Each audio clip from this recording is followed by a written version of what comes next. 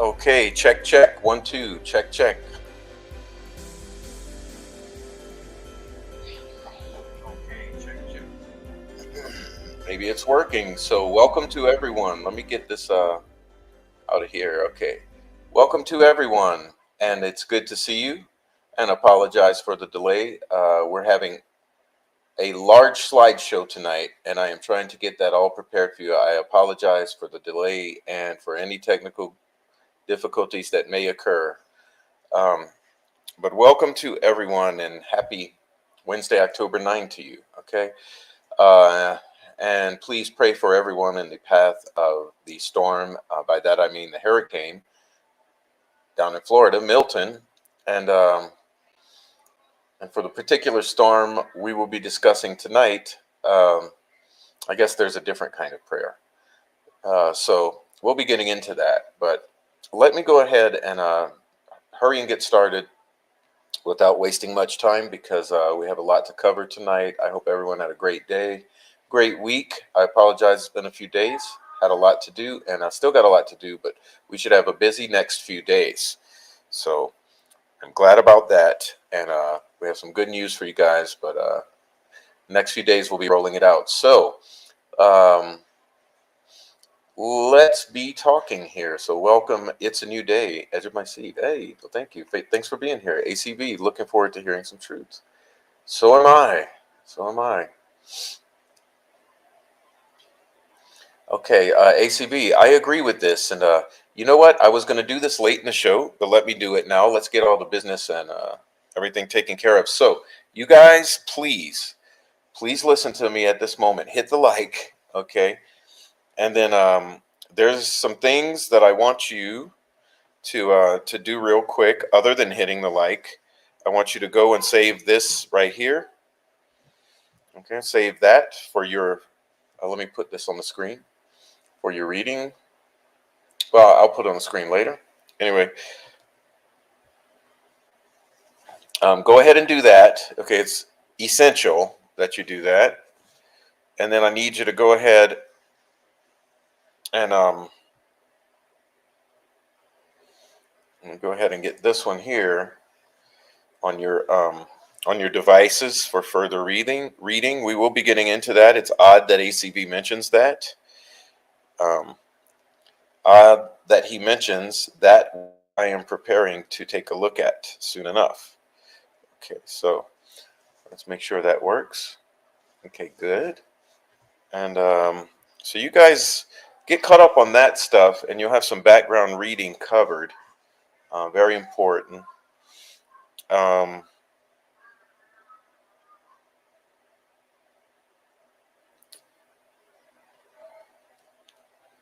okay, and that'll get the ball rolling for you. And I suggest you dive down the Google rabbit hole regarding this. Okay, one more for you, so I can get it here. I don't know why everything is glitchy today. Okay, take this one too. So those are 3 articles to get you started. Please don't think that's all the info, because this is literally the tip of an iceberg, and it's an iceberg of which you don't want to know about. But I suggest that you please start to dive down this rabbit hole. We will be talking about it, and it's difficult. And so take a look at it, because we will be discussing it next week. Most likely is our scheduled time frame for that. But thank you, ACV, for bringing that up. And welcome to Bonnie. Okay. Welcome, Marianne Foster. Good suggestion there. Welcome to you. And welcome, Amy, Prof, and chat. Hello. So, nice flowers. Thank you for the flowers. And please, I guess I should also, while you're doing business, please take a look at my donation pathways. Keep the channel rolling and surviving, whether it's super chats, the buy me a coffees, the cash apps, or any other avenue. Please support the channel. Okay, welcome in, Rebecca Ann. Hi, got Prof on the iPad, R&M on the phone. Welcome in, Fur Baby Daddy. Okay, hey, Sunflower Soul, good evening to you. Good evening. Okay. All right, so True Justice, welcome in, True Justice, good to see you. Hello, everyone, set my alarm to wake up for this, don't want to miss. Hello, Jessica Friedman, and Kayla, hello. Hello, Kayla. All right, Jojo, what's up, Jojo? Everyone in here, I really do appreciate you coming in early. I apologize for the delay once again. I should have scheduled for 7:30. That would have worked out perfectly. Or 9:30 Eastern. Okay. All right, so looks like we got the chat taken care of. Okay, so hey, welcome in, Mustang Driver. Hi, Prof. Welcome in. And it's a new day, $5 super chat. Thank you very much. Okay, nice. Your 5th super on a live stream. Wow. Amazing. Thank you so much. And everybody, please support the Prof. It's needed. And boy, I got a wonderful piece of support. I'm not going to disclose it until maybe tomorrow or the next day.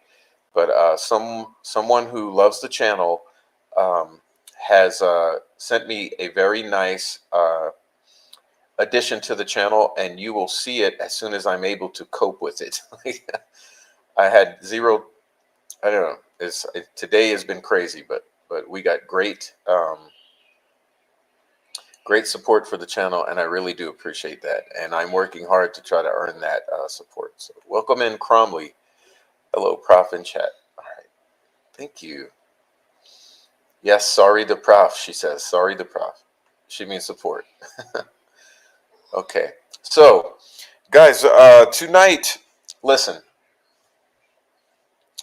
Some nights we like to have mm, lighthearted discussions. Some nights we like to have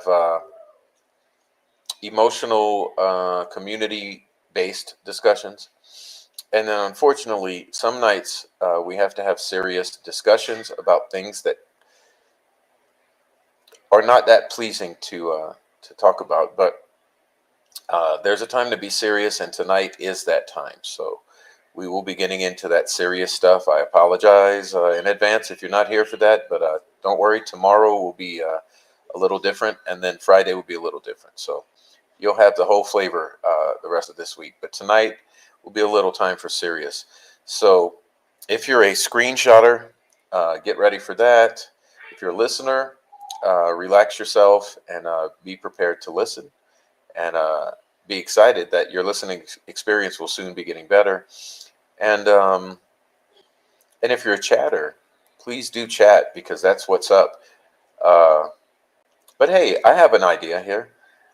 Maybe when we're covering these extremely pertinent points tonight, maybe you guys comment upon the points we're covering.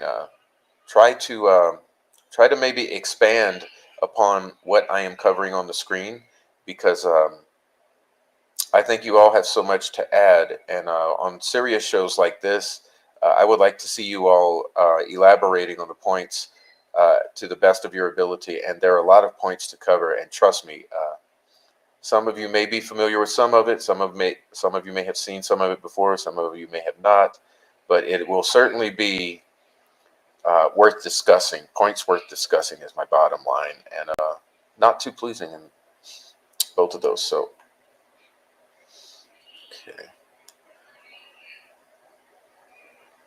okay, Frenchie, welcome, Frenchie. Welcome, Dennis McKean. Good to see you. Thank you very much for coming in, and thanks, French. And listen, everyone in the Lurker crew, please come into the chat. Take advantage of the chat to add your voice, let your voice be heard, because it's needed. We know that at this time we need a community effort. Okay, this case for Abby and Libby is a community effort. So please be part of that community effort. Okay, I want to see that. Welcome in, Ellen West. So thanks for coming into the chat. Everyone, please continue to come into the chat. Give me one moment, and I'll pull up the slideshow. No, give me one moment, and I'll pull up my document, and I'll do a little covering of our first point. Lurking, to be honest. Well, if you prefer to lurk, lurk. But if you'd like to be brave and step into the chat for the first time, go ahead and do so. So, just a moment. All right, so we're going to get this together.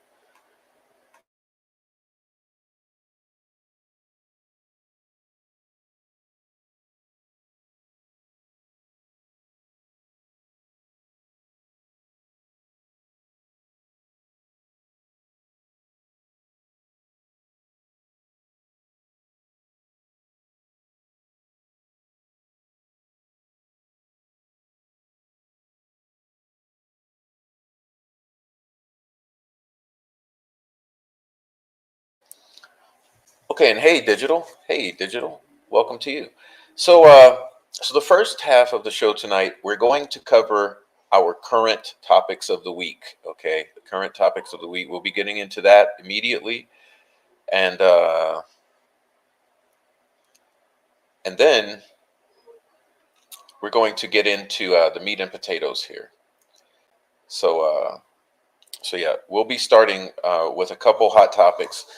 Thank you, Kayla. Thank you.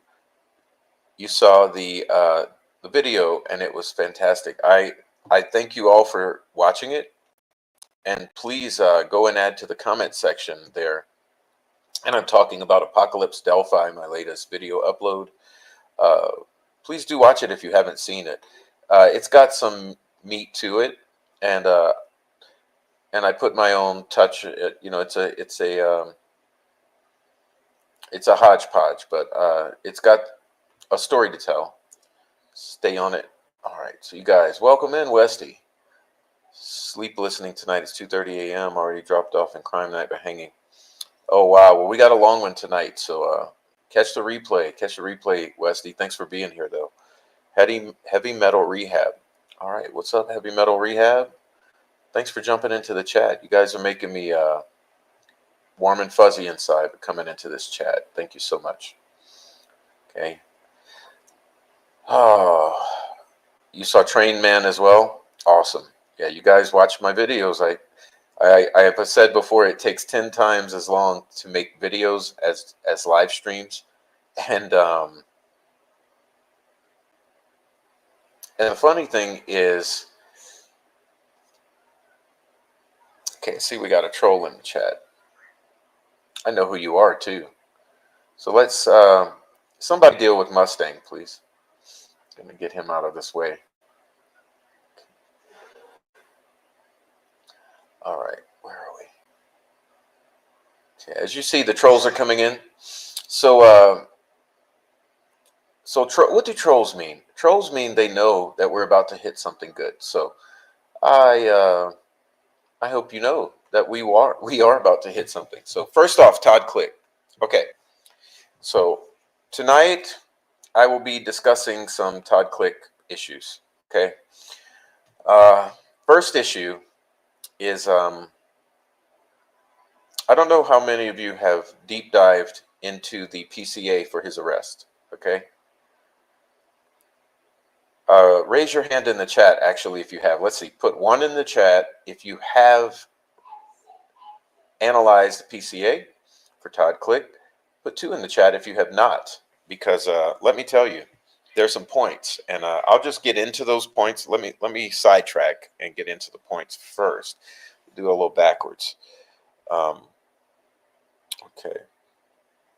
So as far as the points, okay.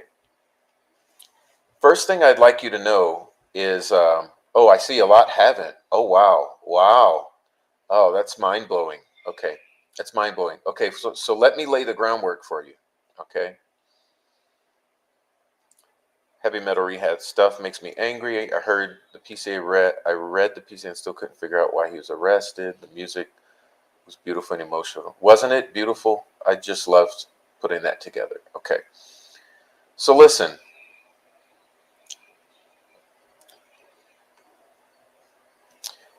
I would like you to pay attention to some things in the PCA, and I'm sort of going to go backwards tonight. So forgive me for going backwards. But I guess, you know, sometimes at the spur of the moment, I have a change of plans because of you in the chat, and you just gave me the idea to go backwards through the Todd Click portion of tonight's show. So I will change my plans and go backwards. So I'll give you the summary or the conclusion first. And then I'll give you some of the backstory where I intended to do it different. Thank you, ACB. That's very nice. Thank you. That was very nice. Thank you so much. Okay. Prayers for peace for all tonight and safety for all in the path of Hurricane Milton. And so thank you very much for the support. All right, everyone. So the Todd Click. Well, you know, when I read through this, I don't mean to smile, but you have to smile through the pain, okay? So when I read through this, the first thing that slapped me across the face like a 2x4, or maybe a, what is it, 3x6? I don't even know what they call these things anymore. The bigger board than a 2x4.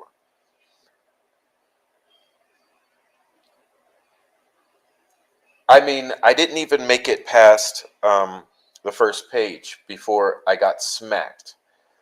And the thing that smacked me was the date that I'm going to read to you now. It's April 11th, 2024. Okay. The OIG received a complaint from the Indiana Department of Children's Services. Okay, so notice 2 things from this. Okay, two things from this. Number one, April 11th, 2024. Okay. Number two, Indiana Department of Child Services. Okay. Now, Mr. Prof, why does April 11, 2024 smack you across the head? Well, because of this, okay? March 18th, 2024. Okay? March 18th, 2024. There were two things that occurred on March 18th, 2024. And one of them was the contempt hearing, which was an entire setup in and of itself. And number two was referred to as hearing on motion to dismiss. Okay. Well, what is it about March 18th hearing motion to dismiss that would raise red flags for you, Prof? Well, two things. Number one, the fact that Mr. Todd Click was a witness and testified at the hearing on the motion to dismiss on March 18, 2024. Less than a month before April 11th, 2024. Are you starting to understand my point? Okay. Now, let me say some things. Because as you know, I am not in Delphi, and I was not in Indiana on March 18, 2024. But let me say something else. There were three people who I know very well, who are very intelligent and conscientious and smart human beings. And when this day of court was over, March 18, 2024, these individuals all separately reported back something major to me. And what was major was that Doug Carter and Jerry Holman were absolutely furious after the testimony of Todd Click on March 18, 2024, less than a month before the Indiana Department of Child Services brought these allegations against him. Okay?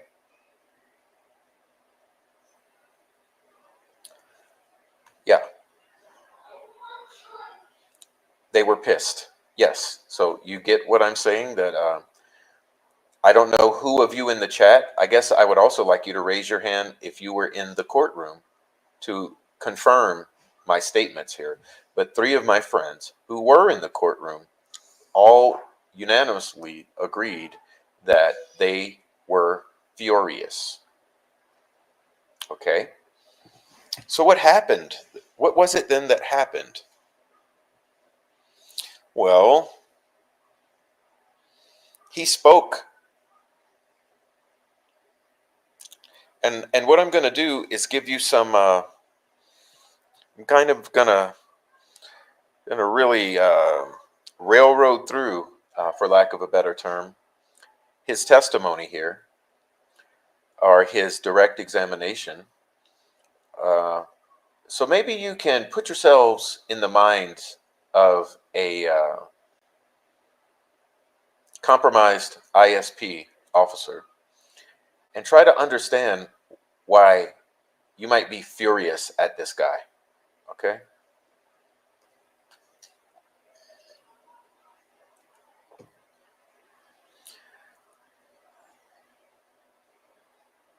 I provided investigative assistance to this case with two other detectives, Greg Ferenczi and Kevin Murphy.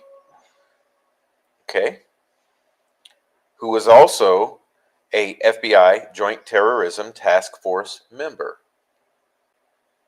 Okay. How long did you conduct interviews and try to gather evidence? 3 years.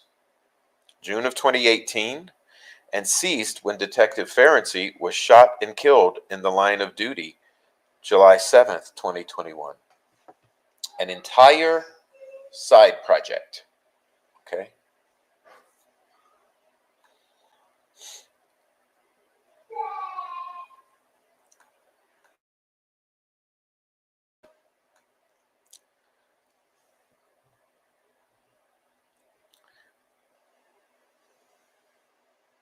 In June of 2018, Detective Ferenczi and Murphy came to Rushville to conduct an interview with a gentleman by the name of Elvis Fields.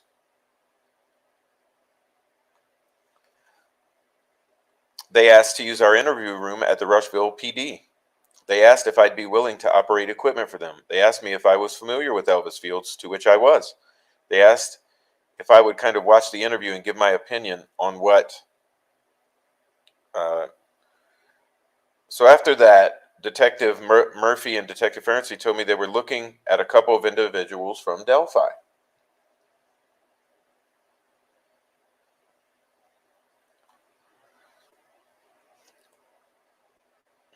They asked me if I could help find a tie between Elvis Fields, Holder, and Westfall. Were you able to find any ties? Yes, I was. What ties did you find? While reviewing photographs on Brad Holder's Facebook page, I located a photograph with approximately 5 individuals, all wearing Vinlander t-shirts.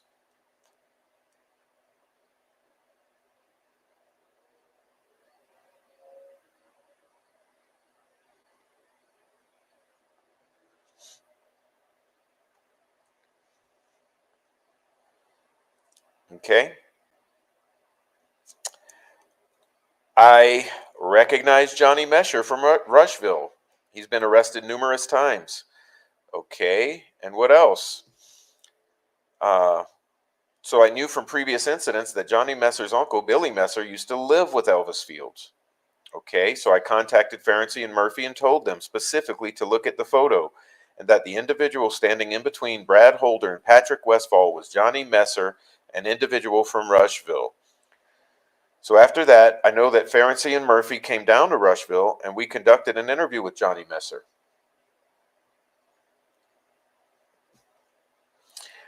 And did she provide any information that was useful in the investigation? So talking about Taylor Harnedy, Johnny's ex-girlfriend. Yes, she did. And what was that? She was able to provide photographs of Johnny Messer, Patrick Westfall, Brad Holder, and several other individuals that the photographs were taken during club meetings or outings that the Vinlander group conducted. Okay. Are you guys getting it?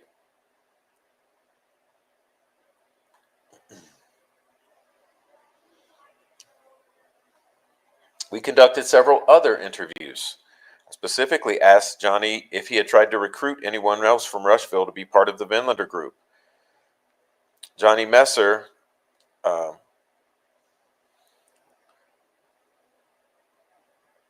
okay, I conducted several interviews of people that were connected to Johnny Messer, and those individuals told me that Johnny had tried to recruit them into the Vinlander group.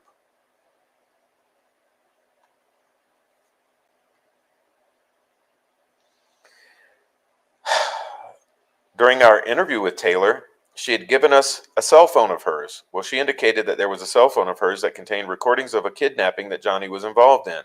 We obtained a search warrant to go into the phone and conduct a forensic exam to retrieve the recordings. There were recordings of Johnny Messer and another individual kidnapping an individual at gunpoint in the Indianapolis area. We tried to identify the victim, but were unsuccessful. All right. We conducted other interviews. We spoke with a Joyce Moffett, who is Elvis's Fields' sister. During the interview, she confirmed that she heard Elvis make comments about things associated with the crime scene. The murder crime scene of Abigail Williams and Liberty German. The information was given to myself, Detective Murphy, and Detective Ferenczi. They were aware of that information, and I was told by Detective Ferenczi and Detective Murphy that they were going to try to contact Unified Command to try to obtain a search warrant for the residence of Elvis Fields.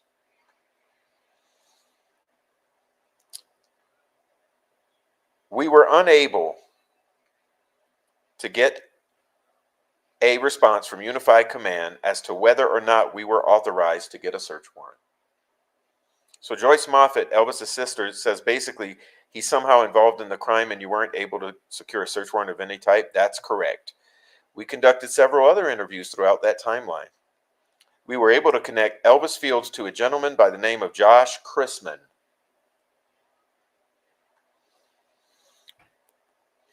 Josh Chrisman was originally part of a group called the American Guard. There was a Make America Great Again rally that was held in Indianapolis approximately 2016, I believe, where the American Guard and Binlanders were together. And after the rally, they had a house party at a gentleman's house by the name of Mickey McGinley.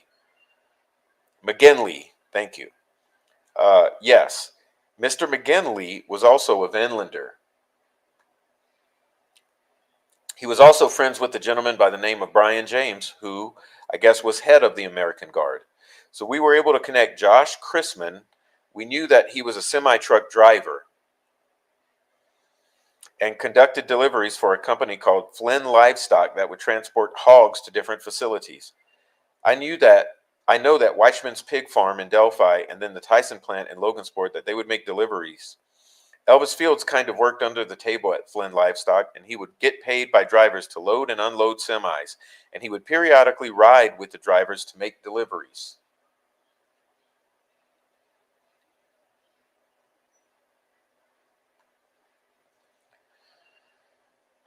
So Johnny Messer knew this guy, Josh Chrisman, and Josh Chrisman knew Elvis Fields? Yes, that's correct. So that's another connection. Were there any other connections to Brad Holder between Elvis Fields and Brad Holder? Between Josh Chrisman and Johnny Messer, I don't recall any others. Do you recall if there are any Facebook photos that you looked at where Brad was following Elvis or vice versa? There were pictures on Elvis Fields' Facebook page and Brad Holder's Facebook page that were very similar in nature. Okay.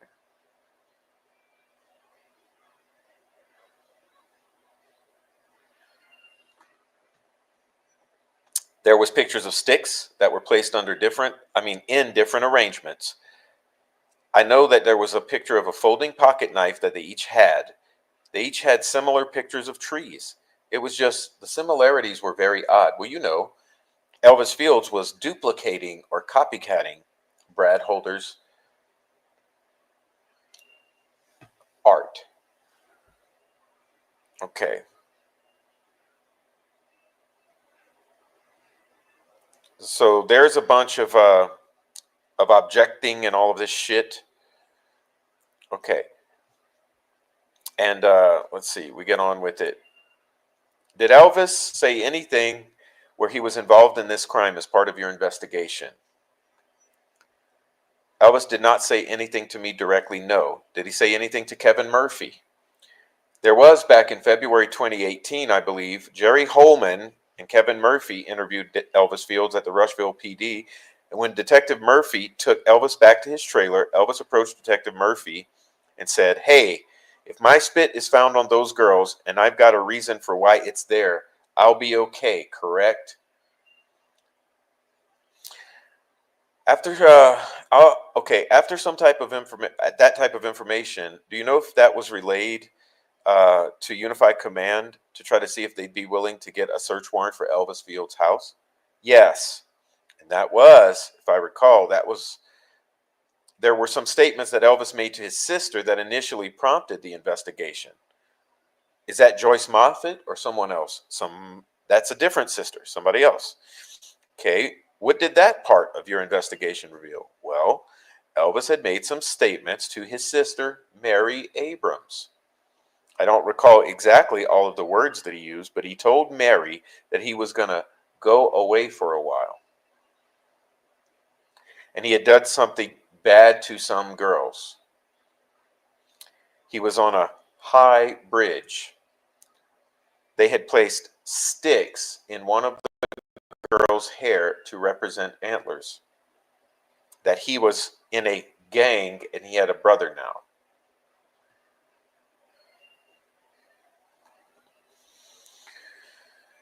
More objections. Okay, how much stuff was there that would cause a good investigator to think Elvis Fields and Brad Holder were somehow connected to these murders?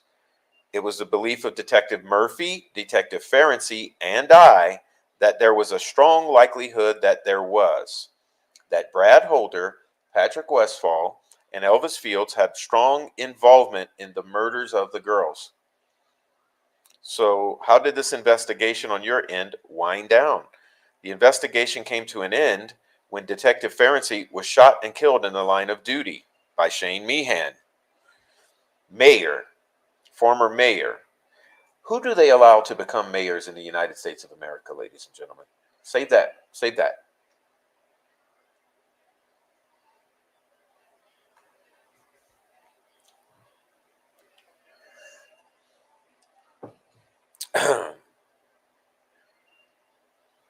Okay.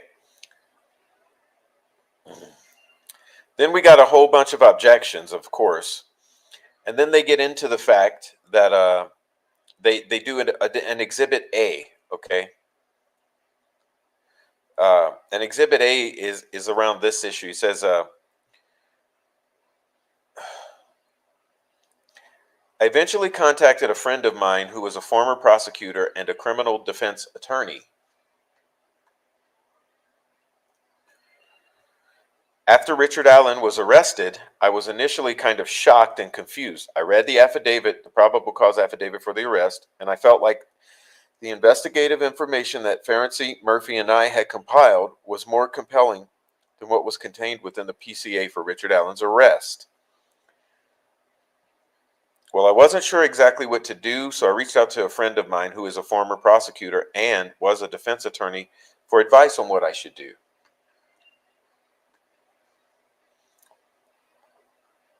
We decided that we would draft a letter to McClelland's office, and that we did. Okay, and then the exhibit is offered, which is part of the letter that they drafted to Mr. McClelland's office. Okay, and this, we're talking about the attorney or former prosecutor, friend of Mr. Click. Okay, so this is called taking it upon himself to help with an absolutely solid tip. Okay, this is called a legit ass tip, for lack of a better term. Okay. Welcome in, everyone. Welcome in. What's up, Linda K. Johnson? Please don't go anywhere. You can watch the rest later. Please stick with us here. We've got a amazing show, so please stick with us. Okay, Rick H. Welcome in, and hey, anyone else coming in? Thanks for coming in. Thanks for coming in. Let's see.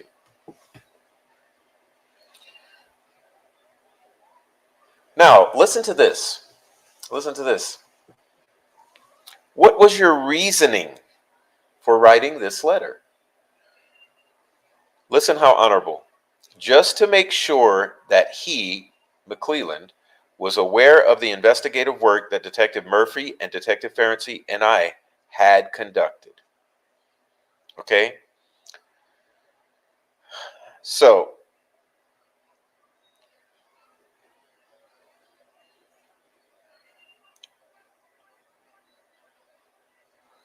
uh, there's a bunch of description of what this letter was, and I'll skip over that. So did you hear back from Nick McClelland anytime during May 2023? No, I did not. What about June? No, I did not. July? No, I did not. August? Did you hear from McClelland then? I was contacted by Mr. Mullins, and it was mid-August, I believe, of 2023.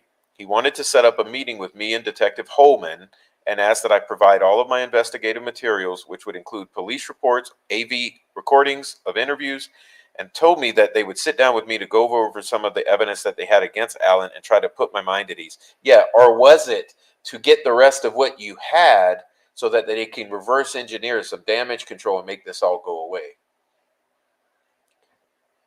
Smells like that's what it is to me. Okay. All right, so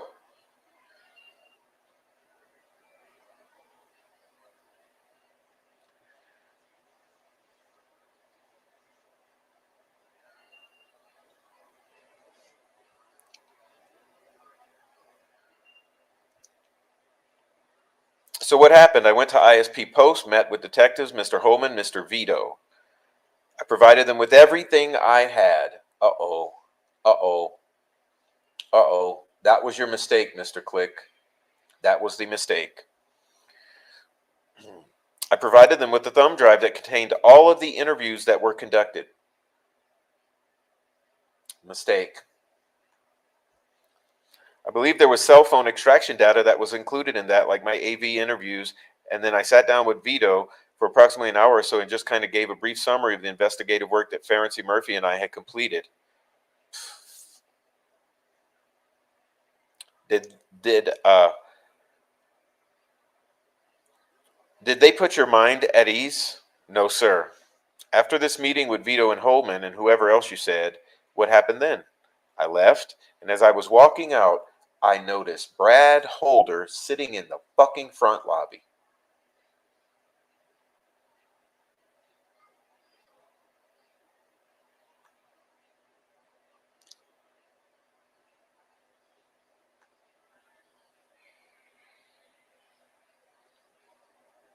Why do you think Brad was sitting in that lobby? Let's be real here.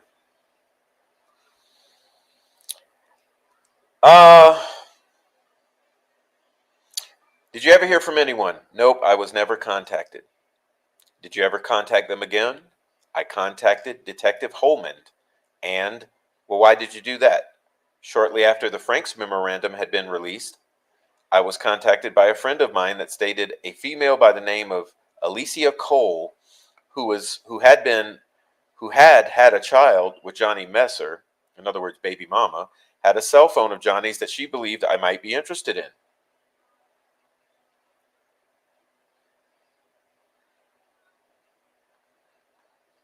Look, Mike, get the fuck out of here, Mike. Fuck off, Mike. All right. Now,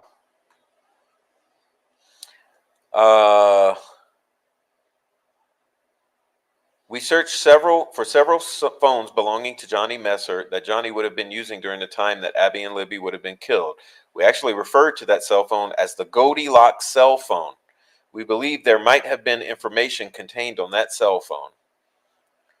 Okay. So what did you do once you heard that somebody had contacted you about a cell phone that belonged to Johnny Messer? Did you say in 2017? That's correct. What did you do? Objection sustained. Okay. Okay.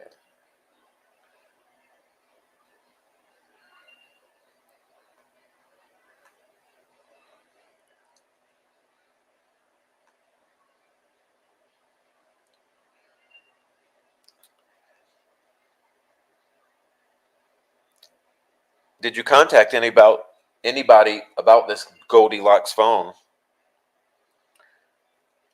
I contacted Detective Holman. Oh, just never stops, does it?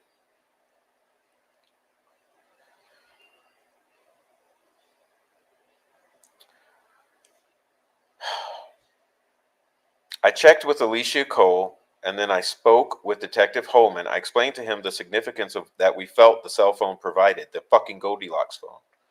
Detective Holman said that he would make arrangements to obtain that cell phone. Bad. Bad, bad, bad.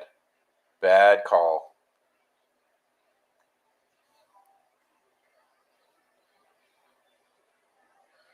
I contacted Alicia Cole and I told her that a Detective Holman from ISP would be contacting her to retrieve the cell phone.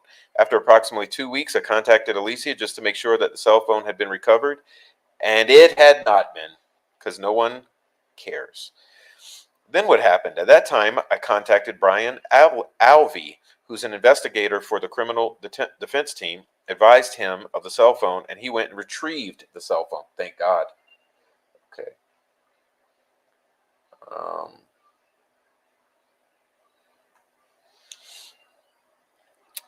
Are you familiar with Celebrite and how? Tell the judge what Celebrite is. Celebrite is a program that law enforcement uses to extract data from electronic devices. For a cell phone example, you can recover data that is currently on the cell phone, and you recover data that has been deleted from the cell phone. Have you had a chance to look at the results? from the phone dump from 2023? I briefly looked at it, yes. Okay, here's Exhibit C. Are you familiar with the thumb drive? This is the thumb drive that contains the extracted data from Patrick Westfall's cell phone, the Goldilocks phone, ladies and gentlemen. Okay, so we get a bunch of gaslighting from the other side, and then we say,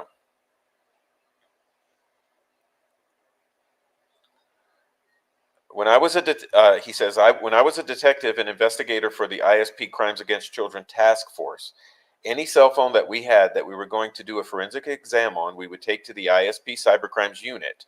They would extract the data, and they would provide me with the data that was extracted. Okay. What dates did Patrick Westfall have for the extraction? First significant extraction detail was August 12th, 2023. Did you see anything in July? No, I did not. Let's go back to April. No, I did not. January. Nope. Okay, on and on and on.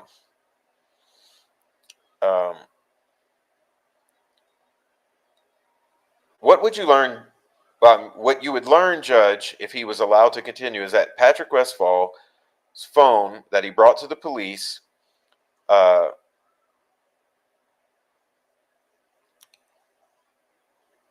only 4 days, knowing that he was going there. He brought a phone with no data on it, pretending when he knew he was going in there. That is, it's either scrubbed or he brought in a new phone.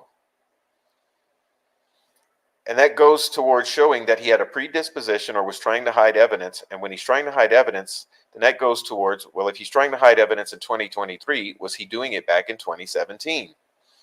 So in other words, the phone was a nothing. It was deleted, empty, clean, white, nothing, brand new possibly.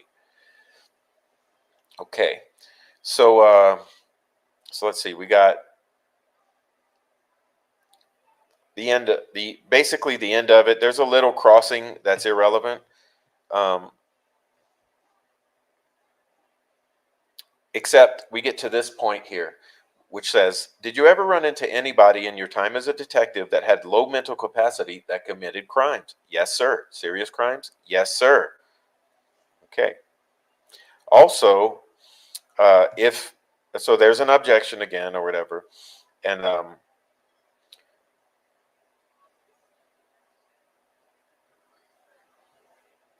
he references that in a videotaped interview of Brad, that he's asked, he's not asked about why he and Patrick Westphal are no longer friends, as described by Amber Holder, who said that it had something to do with a ritual gone bad in a forest by a river, and on top of that, over a situation in which Westphal wanted to move on from animal sacrifice. So let me bring it back around, okay? Bringing it back around, what we get to is the fact that that was March 18, 2024. Okay.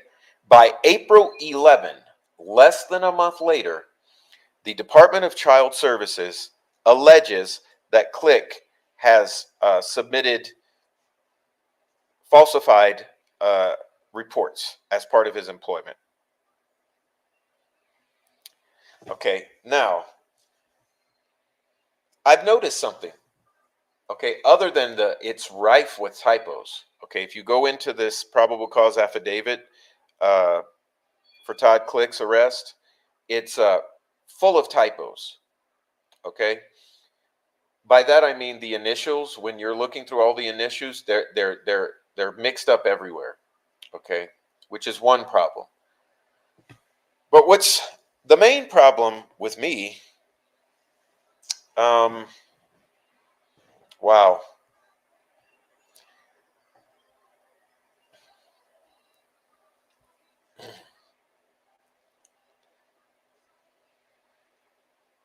There's a main problem with me, okay?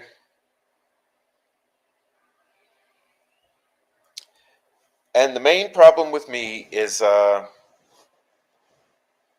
a certain mother. Well, it's just, I don't even know how to reference or how to really.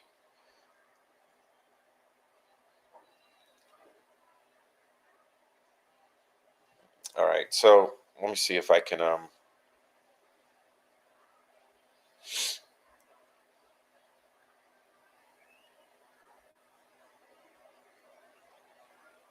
trying to pull up the document and give you some. I'm trying to be nice here, okay? So for the moment, let me just say that I'll put it this way. MB of Batesville, Indiana, who we have identified. You know what it smells like to me reading through this? Let me lay out a situation for you. Smells to me like, let's take it back to the ISP officers, the very high ones, being furious with Mr. Click's testimony. This that you just heard, that I took the time to go through in a cursory fashion to try to give you a flavor of what the contents of his testimony was or were. You know what I think happened? I think they promoted Holman, like she's referencing here, to prop him up, give him some legitimacy. I think they then sent a team out to pound the pavement and to go to every single one of Click's clients to try and dig up errors in paperwork, slight failures to follow a strict protocol, anything they possibly could. They put out a dragnet, okay? They cast a wide net. I think they put a team together, and that team went out and went to every single client that he had serviced. And I think they found one who they offered some money to, okay? I think they said, MB, how about if we do a little something for you and you do a little something for us?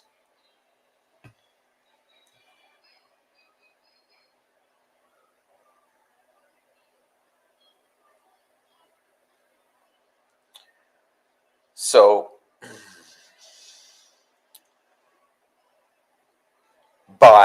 so you have to understand this all occurred within 2 weeks, possibly 3. Okay, immediately, in other words, immediately this all occurred. By April 11th, they had put together enough to issue the complaint to the OIG's office. Meaning they had everything together, kind of like you see in this PCA, spelled out, boom, boom, boom, boom, boom. And then they delivered it to the OIG's office. OIG office takes a look at it, and it looks really bad. But when you really look at it and dissect this thing, you know what it looks like? It looks like MB is compromised. Okay? And it looks like all the other families are probably legit mistakes. It looks like they put a team together that pounded the pavement, went to everyone that he ever possibly interacted with, found enough little breadcrumbs to fabricate a PCA. You know how they do it. Then they got MB to give the mother load. Okay? Why would they do that, Prof? So they could do this.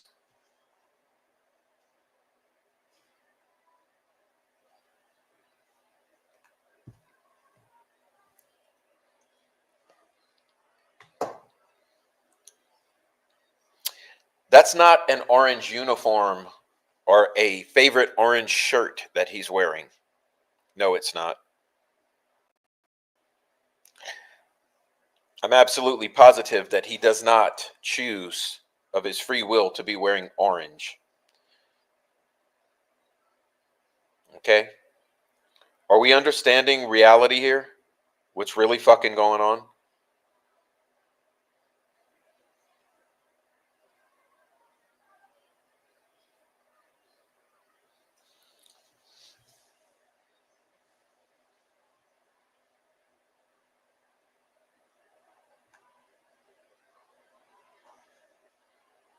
You see, they wanted to do this to this man because this is what he deserves for what he did.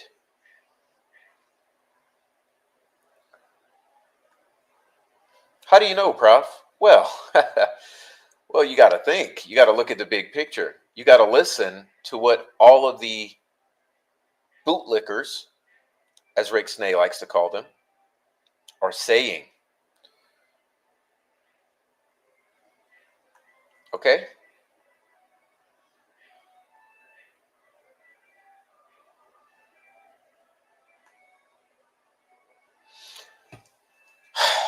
Now,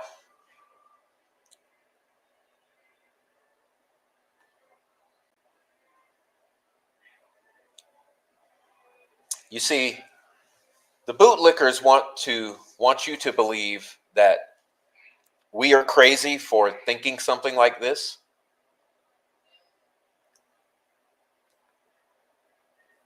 Because they want you to believe that this would not have happened because he was not set to testify. He's been put in limine so that he was not going to be testifying in this case. Well, hold on, gaslighters. See, that's not the reasoning. That's not the reasoning. The reasoning is ruin his life. Ruin him. Not silence him in the court. That mission had already been accomplished because of our corrupt judge.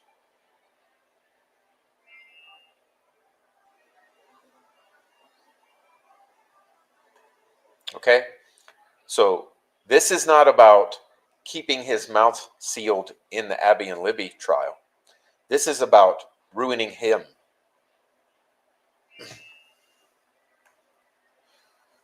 What else happened March 18th? Well,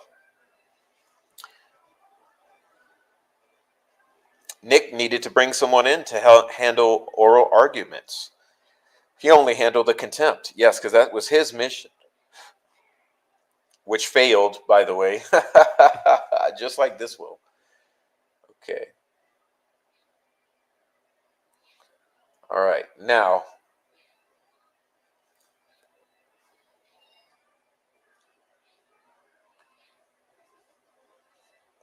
two, Steve Wood was asked whose fake source was.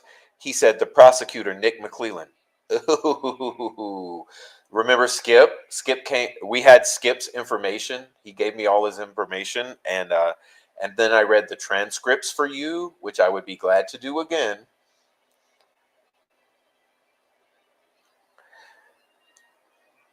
Mullins testified to not putting dates on reports. Yes, because what they did with all discovery, let me tell you what they did. They took the entire discovery digitally. They threw it into the air like confetti and let it fall back down into all of the hard drives so that the defense would have an impossible puzzle to piece together with nothing labeled properly, with everything out of order and spread out over a voluminous drives. Okay? 4, no investigator of the leak viewed the contents of the email to Woodhouse. Best answer was given by Mullins. I didn't have time for that. I was too busy with other things. The mail was 4 lines, yet these detectives watched hours of Brandon's Woodhouse YouTube channel. The reasons they were asked if they read the email is because the email was addressed to Brad Rozzi, not Brandon Woodhouse. Not a single person testified to ever viewing the contents of the contempt email. Unreal. Win for Baldwin and Rozzi. Not only that, Holman did not investigate Tyler Carpenter at all to figure out where the photos actually came from. Other mission, we'll get back to the leaks in the next episode. Johnny Messer's cell phone has been obtained from the time of the murders. Yes, and it was wiped clean, blank. Get it?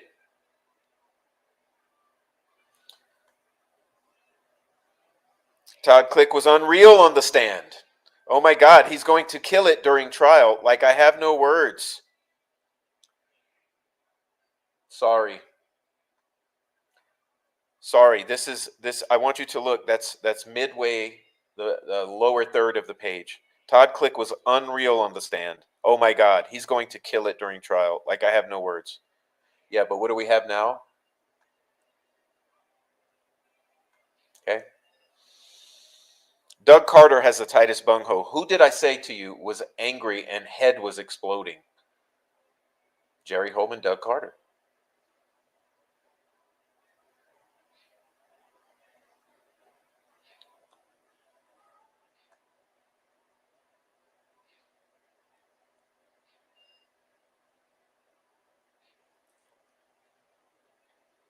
Number 6, maybe.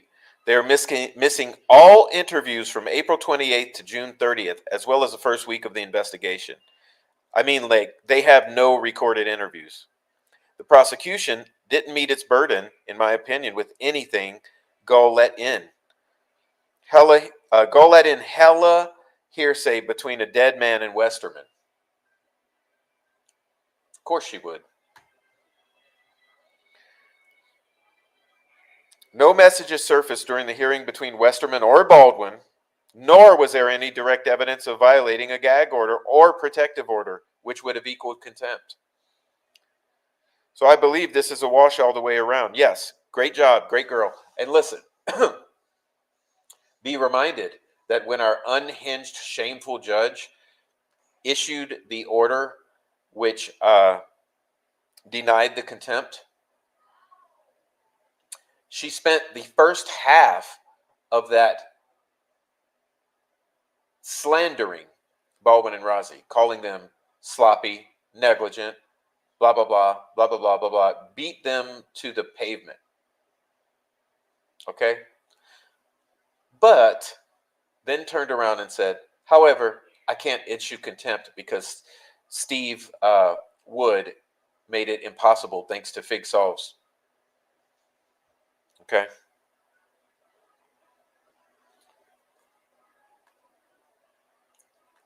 So, does that cover the Todd Click well enough for you guys? I'm sure we'll get back to him later.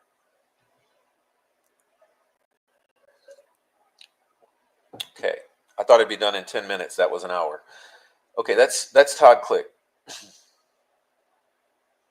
Now, next up, you may remember, since it's very fresh, you may remember that the other news is that our troll farm stalkers took it upon themselves to stalk, harass, and slander Kathy Allen, the wife of our defendant, herself, who may be a witness in this trial. How did they do that, Prof? Well, they positioned themselves strategically as they always do. This is their MO. They parked their vehicle in between the line of travel between the doors of the courthouse that anyone would be exiting and the individual's vehicle. This is what they always do.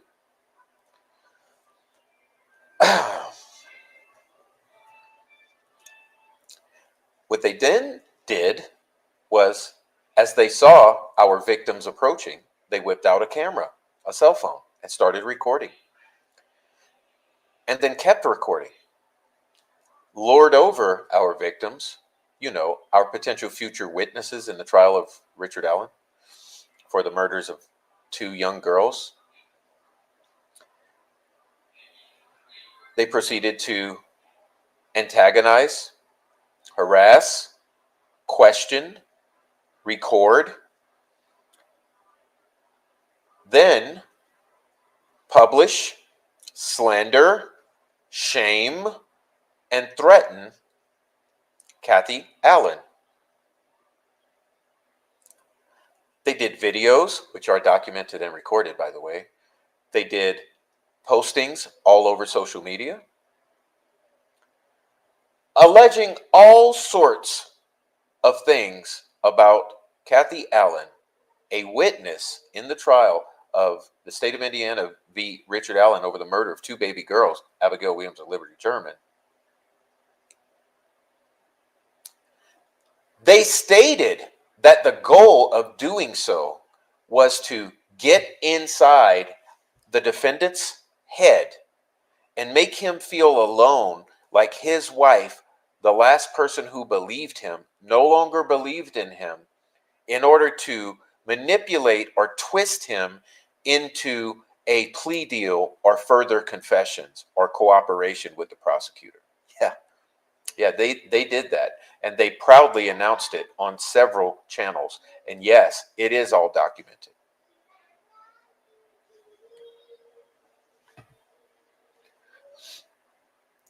So not only did that happen, but many of us stood up and said, no, no, no, this doesn't smell right. It doesn't smell right. It doesn't smell like the things that you are saying match the things that she would have said. It smells like you're taking things that she did say, twisting them, blowing them out of proportion, elaborating, insinuating, slandering,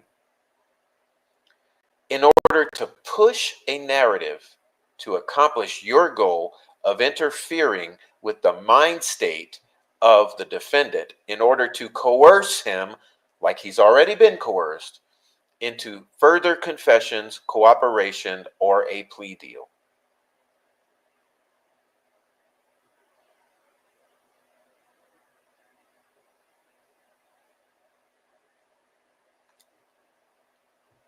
Now, an interesting thing happened is that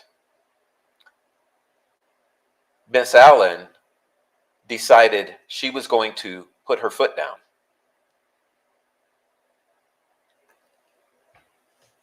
What do you mean, Prof? I mean, she sought an individual to make an official statement for her. Okay? So let's take a little look at this official statement. The following is in response to questions directed to Kathy Allen. My name is Dave Cloutier. I've been a licensed attorney in Indiana for over 28 years, practicing in South Bend and handling personal injury and wrongful death cases, primarily in North Central Indiana.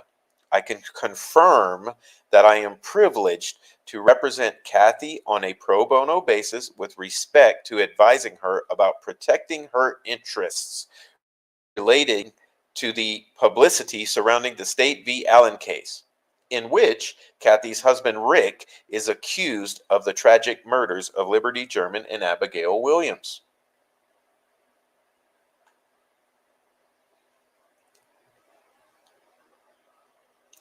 Kathy and I were brought together by a mutual acquaintance who, as a professional, felt strongly that Kathy needed advice and representation for herself.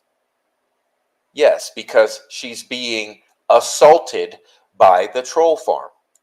But it gets better. Over several months, I have gotten to know Kathy very well. She is under incredible stress and has handled it with grace, dignity, and goodwill. It has been a privilege to get to know someone with Kathy's strength. Kathy and I both have complete sympathy for the family of Abby and Libby, and for all the people of Delphi. It's difficult to imagine how hard it must be for the families who deal with this loss and the unspeakable nature of what happened to Libby and Abby. For various reasons, Kathy has scrupulously avoided public comment of any kind. She's doing the right thing.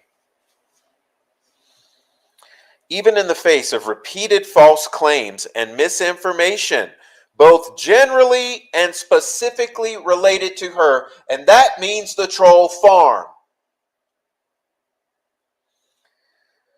Kathy has no desire to do or say anything to prejudice any party's rights related to the upcoming trial.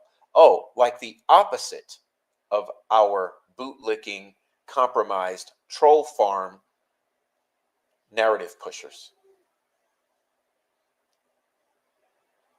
She has also been very careful to avoid doing or saying anything to add any pain or anxiety to the families of Abby and Libby. However, recently, Kathy was contacted by the murder shits, from whom she learned of a claim by an unknown person or persons about Kathy's marriage. Oh, let's name them. Let's name them: Sarah Elrod Osbrook, Kimberly Stravarkis Withers, and Courtney Barris.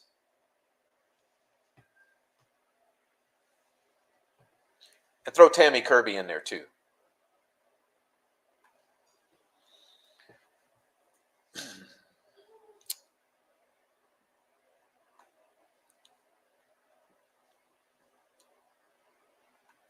And here's the question Murder Sheet asked. Did Kathy consider her marriage to Rick to be over and now believes his alleged confessions?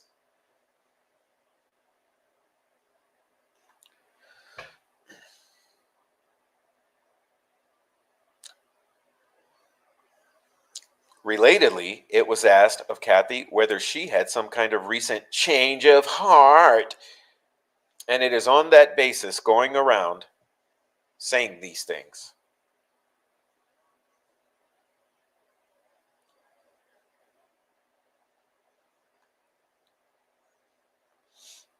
So, here we go. This is the statement of Miss Kathy Allen in the red box. Kathy's answer to these questions is most definitely and emphatically no. Kathy's marriage has certainly been profoundly affected by Rick's incarceration, and both of them are suffering immense stress. Yeah, you don't say.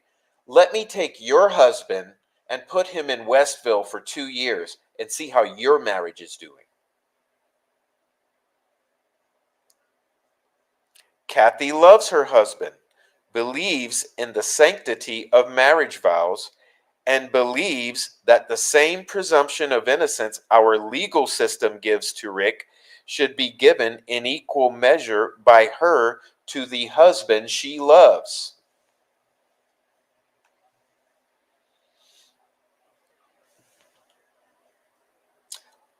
Could that have been stated any better?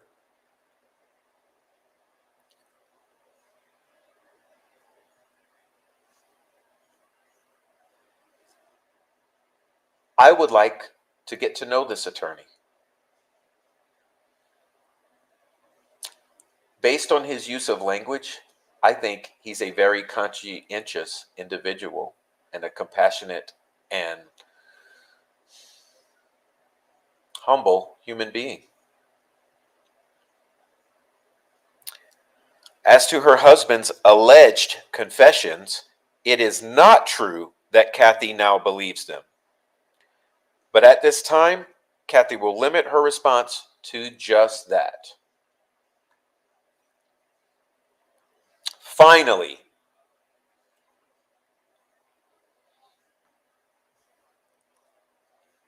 she has not been going around telling people these things. Hello? Hello? Is anybody there? Is anybody there? Troll Farm. Troll Farm calling.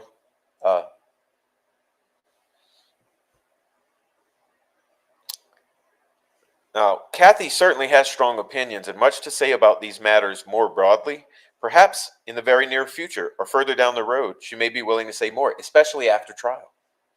But for the time being, she is only responding to the direct questions asked that do not relate to the facts of the case, but do relate to Kathy herself and her reputation. Yes, because she's also under the gag order.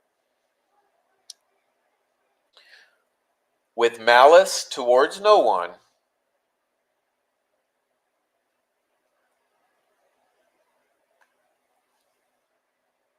Kathy prays for justice and for healing for all innocent people affected by the murders of Libby and Abby. That means us as well. Think of the conscientiousness of this person writing this.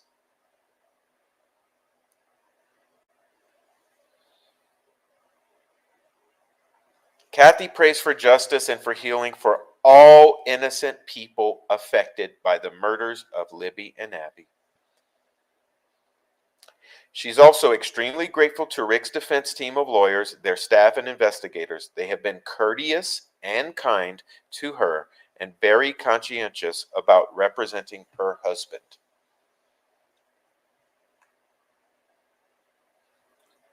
Shame. Shame on these people. Shame on them. They deserve the shame. Every bit of it.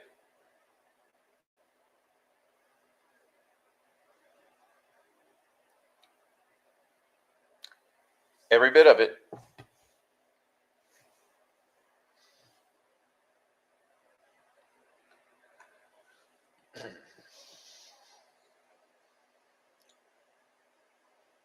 I'll throw some of your comments up.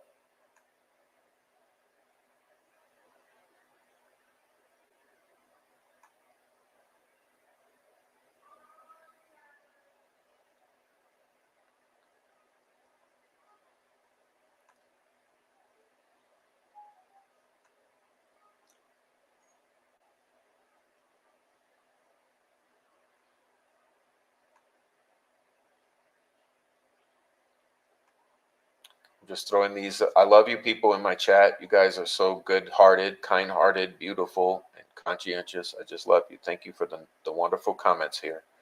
I wish I could just read them all and give my voice a break. There you go.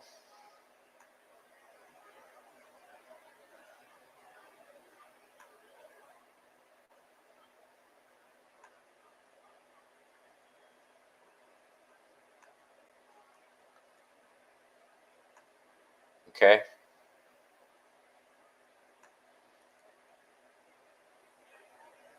Thank you so much for your commentary. I'm trying to catch up with you guys. Let's see. We have to keep moving. There's a lot. With all the YouTubers covering this case and all the viewers who are following this case, we should be able to pull up our resources and do something about this. Maybe we can contact the U.S. Attorney General. What's up, Noe Amos? What's up, Zero Cool? Thank you guys for coming into the chat. Please continue to add to the chat. Hello, Heart Candy. Hello, Gina Bodette. You're not here for the end. You're here for the second half. We have a lot left. Sorry. I'm just covering the news of the week. I said the first half is the news of the week. Okay. God bless you, Heavy Metal Rehab. You girls, you have wonderful hearts. I didn't start following this case until shortly after the photos of Rick came out looking sickly. I pray for justice, true justice, or else this will haunt me for a very long time. Right. All right. Thank you guys for being awesome. Thanks for saying hi to Noe. Yeah, guys, please, Amy's putting up my support pathways. Please support the channel. I do appreciate it very much. I appreciate you here as well, especially in the chat. Pardon me.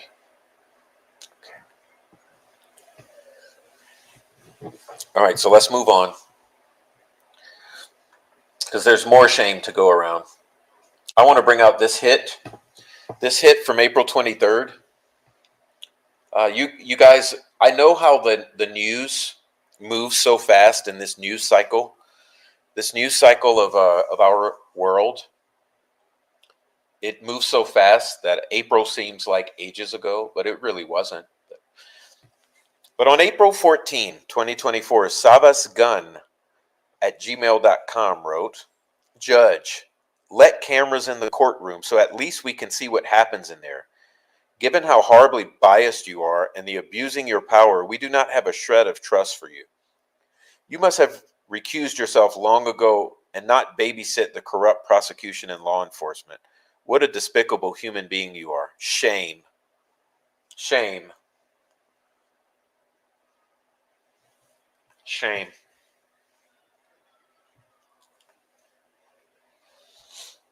All right. So listen.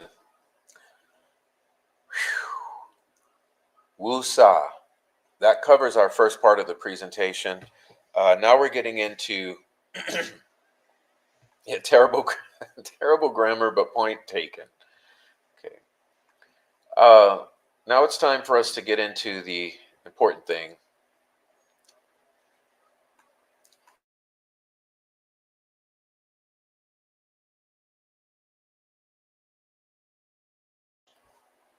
So I hope that very well addresses all the gaslighting in this past week around Todd Click and Kathy Allen. Okay. Now, I would like to get into now the truth about Delphi. It's the title of our show tonight, The Storm. And I titled it such because we have a storm that's occurring right now in the Gulf of Mexico, but we also have a storm, which is this case. Okay, so we are going to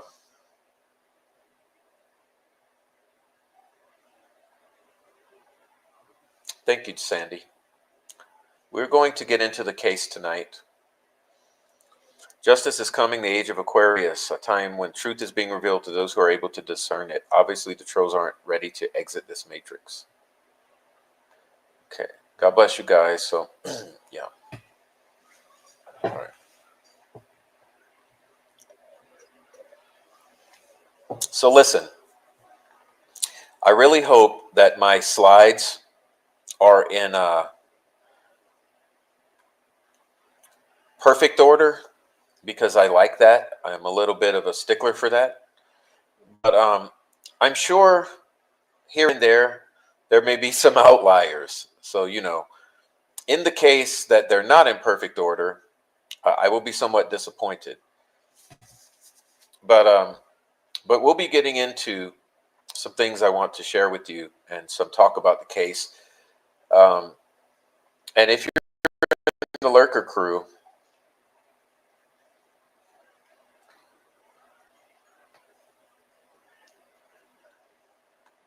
join the chat.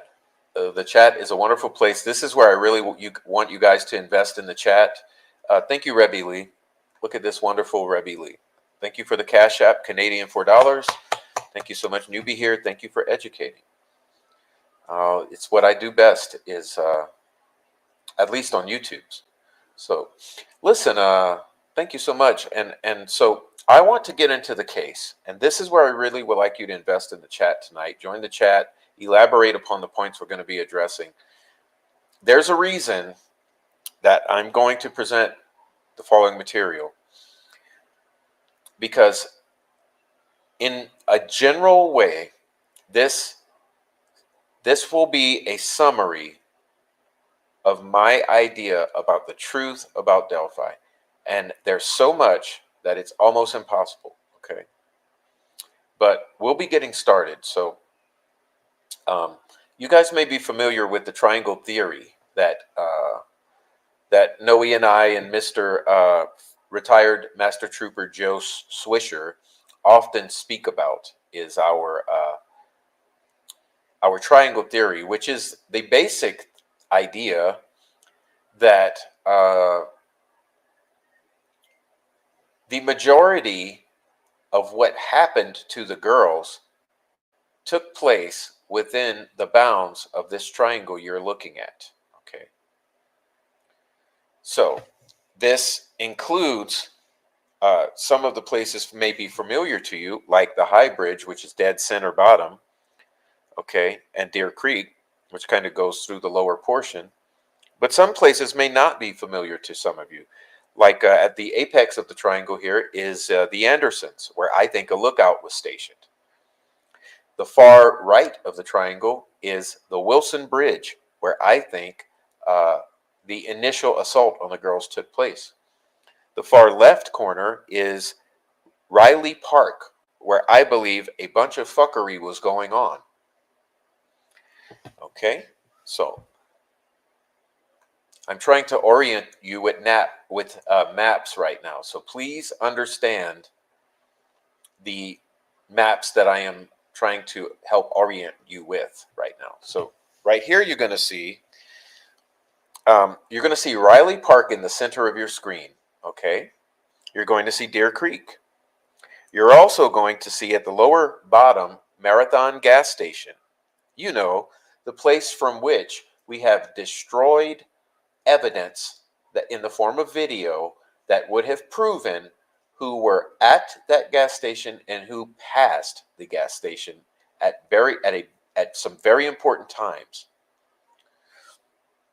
I put an arrow going from the Marathon gas station at the bottom of your screen to the entrance of Riley Park in the middle of your screen. Okay. Furthermore, you'll see the Farm Bureau building, which is 204 North Washington. In the upper left-hand corner of the screen, you have the Farm Bureau building. Okay. You also will see an arrow that points from the Farm Bureau building down to Riley Park. Reason being, I am trying to show you the proximity of the Farm Bureau building to the entrance of the trails at Riley Park. I am trying to show you that it would be possible to walk a mere 4 blocks to enter Riley Park and then enter the trail system. Okay? So this is a bit of orientation for you. Here's a close-up of Riley Park. Okay, that's all it is. Showing you that there's a creek. There's the park with multiple places to park your vehicle. And there's an entrance to the trail system. On both sides, actually. Okay, hopefully that orients you. I'm going to furthermore show you another map. This is a map of a footpathway that one could take from High Bridge over to Wilson Bridge. That's all it is. Nothing more than that. It shows that should you exit the High Bridge and go on to Weber property and then on to Edging's property, and then on and on and on, all the way to Brown's property, you'll end up at Wilson Bridge. It's 2,360 yards approximately, which is 1.33 miles. I'm sure many of you realize that it's not hard to walk 1.33 miles. Okay? Why am I showing you that? Well, because it's my belief that the victims may have traversed this yellow pathway from High Bridge, leaving their original location, if they were ever there, to Wilson Bridge, which means suddenly we have another bridge in play. Okay? All right. So, next map I will show you. You will see there's an oddity here, which is that there is a blue marker pen at the intersection of 575 and 300 North at the creek.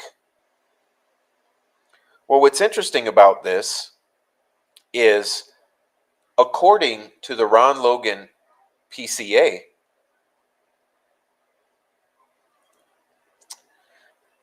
the victim's phone arrived at this location, marked by the blue dot, at approximately 1 p.m., which was also echoed by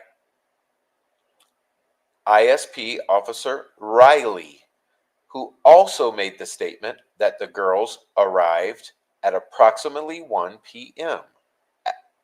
And so, the oddity here is that when the girls were first covered by media, this was the location given.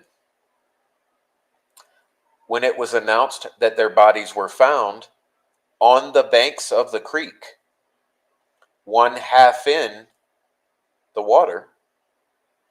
This is the location that was also tagged. So the location of drop off at approximately 1 in the early days and the location of finding of the bodies was both marked by this blue pen.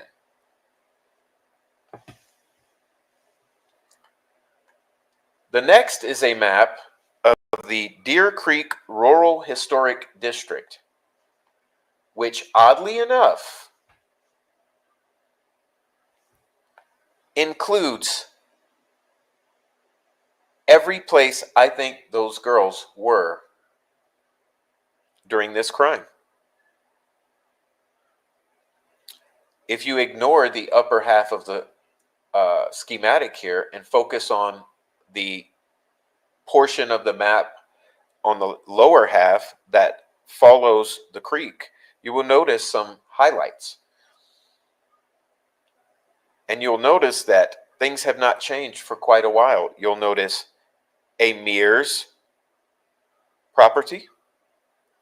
You'll notice a Logan property. You'll notice High Bridge. You'll notice Delphi Morning Heights Cemetery. You'll notice Wilson Culvert. You'll notice Wilson Bridge. You'll notice Brown's property. All of these places are still there. All of these places have not changed. The only thing missing from this map is the former Wilson's Cave, which has collapsed many years ago and no longer exists as it used to. But that's okay, because despite the troll farm's slanderous, discrediting allegations, my statement is that the girls may have been placed near or in Wilson's Culvert, which I refer to jokingly as the cave. Okay? It's very odd as well that you'll see McCain listed at number 1 here, because McCain family has led the charge to obtain funding into the tune of millions upon millions of dollars for this very thing you are looking at, which is the establishment, creation, and maintenance of the Deer Creek Rural Historic District. I find it odd that we have a major, strange, involved double murder in this very place.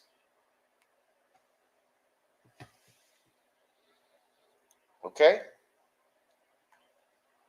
Thank you, Noe.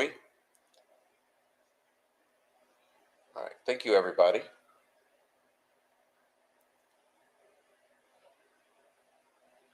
I'm sorry if I'm not keeping up with the chat. Okay, I'm walking you through these maps here. I'm just trying to walk you through some context. Now, here's another interesting one. All right. Now, this is Richard Allen's home, which is approximately a mile from the bridge.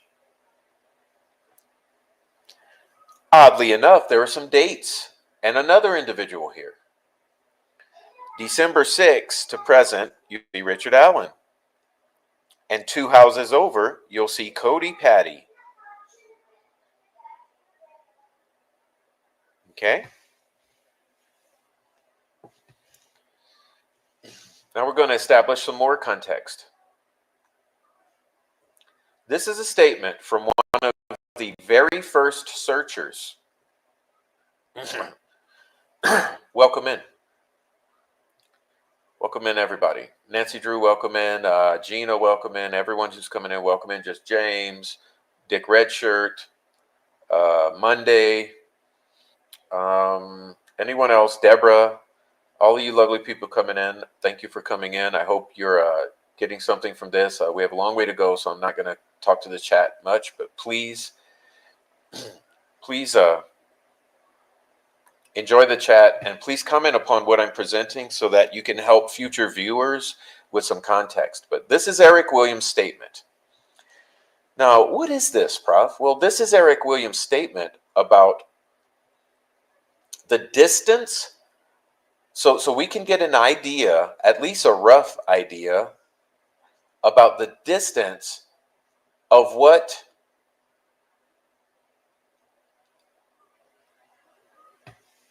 Eric Williams was describing that I'm going to show to you momentarily. He says, it was about 1,000 yards or so from the bridge and farther back.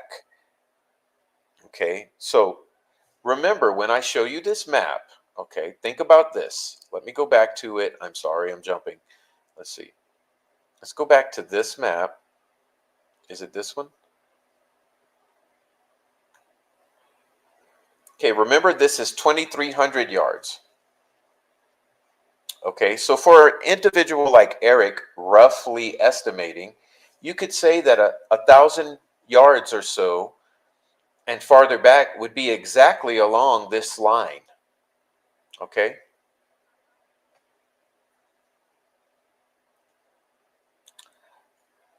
Or on the other side of the creek.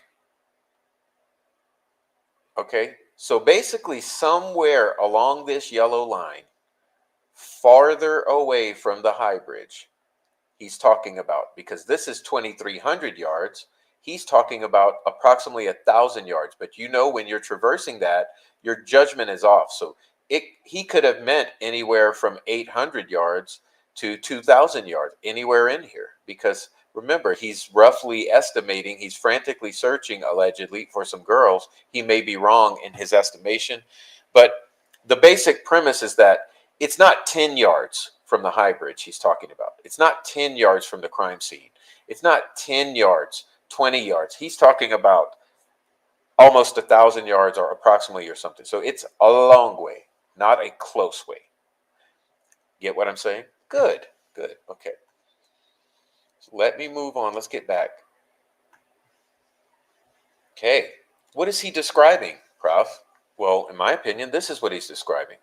And you'll get to some of his statements later. This is what I refer to as the meth shack or the hut. Why do I call it a meth shack? Well, let's think. There's all the necessary equipment for cooking meth right there in the center. You see the bucket? You see all the blow off jugs? There's some tubing. There's everything you would need, or a bunch of elements you would need for a little setup. Okay. Not only that, notice the bones hanging from bungee cords or parachute cords. Okay. All right. There you go. The shack, also affectionately known as the hut. Okay. You'll see some more bones. Creepy ass shit put up in trees. Remember, he said put up in trees, not, he said hanging from trees and put up in trees. Here you'll see a pallet, which was used as a table in this shack when they were transacting meth deals, with chains that would have been used as catalysts for crystallization in the bucket, and a pick that would have been used to pick off crystals from a larger crystallization. That's why the pick is there. It's like an ice pick. Okay. All right. I believe this entire setup was at Wilson Bridge in the woods. I've been very clear about that. No, I do not believe Eric took these photos. He said he didn't take them. I believe law enforcement took these photos on a tripod. These photos are perfectly framed. They're perfectly staged. This scene is not how it was found, it's how it was staged. If you study these carefully, items move around. It's a professional photographer Everything is perfectly framed, perfectly staged, perfectly focused, and everything is perfectly level on a tripod. It's my belief that law enforcement leaked these in the early days. Okay. One moment.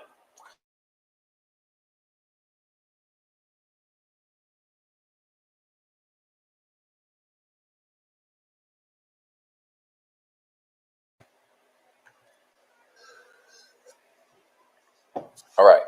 So,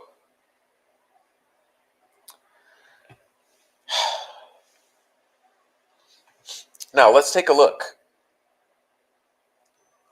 Now, before I move on to the next slide, please look at this. Okay, get the vibe. You guys are good with vibrations? Are you guys good with vibrations? Okay. That's not a yellow rope, ladies and gentlemen. That is what you're seeing hanging in that photo is a piece of tubing. There's tubing. And what you're seeing around the pick is not yellow rope. It's someone has, for some reason, someone has decided to circle it with yellow, circle the ice pick, or it's a hot dog cooker or whatever, but they've circled it. Now, did they circle it in yellow to add the rope to the scene? I don't know, but I'm saying feel the vibrations. Okay. Now, with those vibrations of this, okay, look at this. These are the sticks that were on the bodies of our girls. Okay. Now, I chose to use this particular screenshot so that I could address one of our trolls, one of the lap dogs of Becky Patty. Another lunatic, she says, who received the crime scene pictures. Yes, I did. And wants his audience to think he's going to show them. No, I didn't. No, I didn't. This is not about wanting to think. This is about transparency. This is how I show you that those sticks didn't fall on the bodies, Kimberly. Okay. The reason I showed these images and I took the time to cut them off of the dead bodies of our girls is to absolutely prove to my audience that these sticks did not fall on the bodies of our girls. So let's stop the gaslight and the hate and the attacks. I'm not a lunatic. I did receive the crime scene photos, and I said that from the very beginning. Do I want my audience to think I'm going to show them? No, I did not, because I've never shown those photos. I've never sent them to one other person, and I never would. This particular man is mentally challenged. Oh, you don't say. I believe you are. And is desperate for attention. No, I don't need the attention that I've received, which is death threats, threats to my family, endless trolling, doxing, harassment, clicks. No, I don't need the clicks. I get the clicks whether I come on or not. Okay. And subscribers, you know what? The subscribers come, sweet cheeks. Subscribers don't make you money. Hello? YouTube is no longer a respectable medium. Well, I'll give you that. All baiting for money. No, no.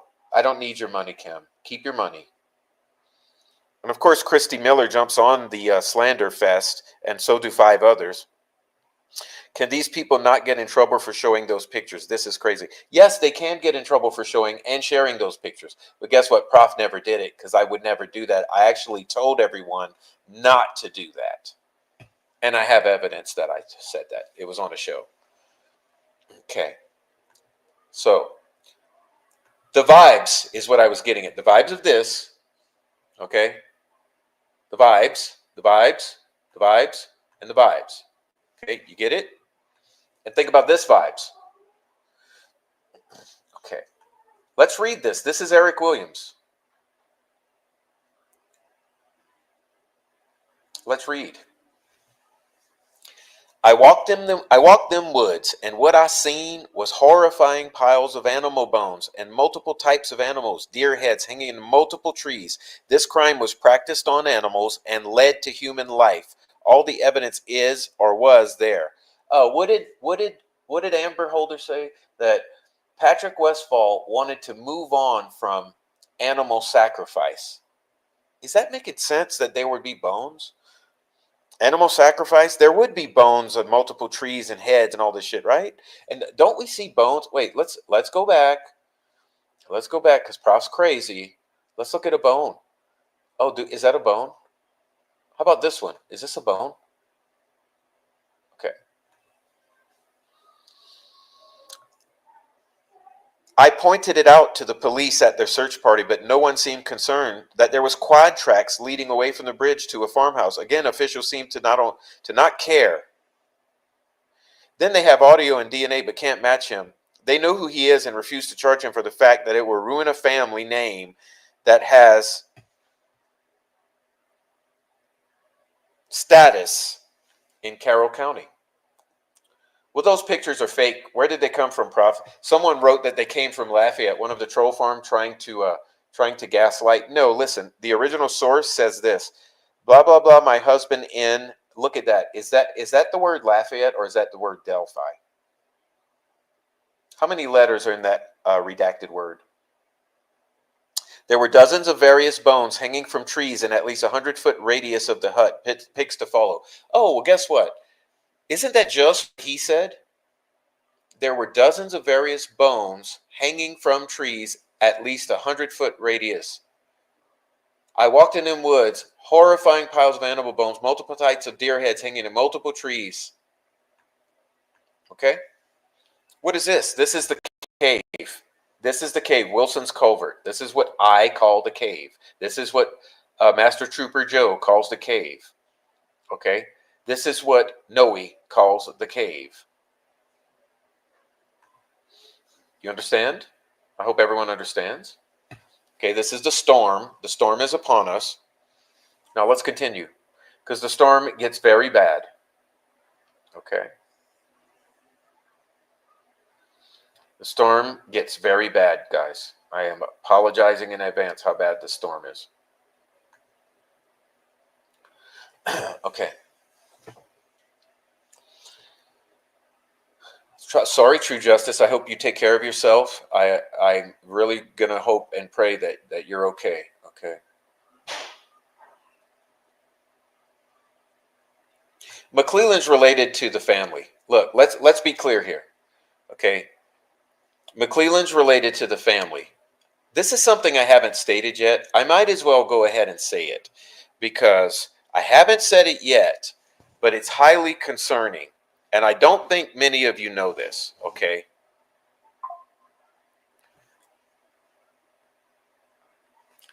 Put a 1 in the chat if you know who Brad German is.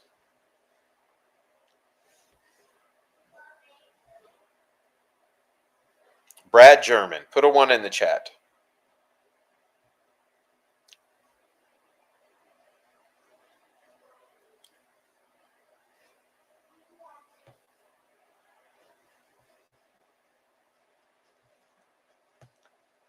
Okay. Brad German's wife is related to Nicholas McClellan. You get it? Is that clear enough?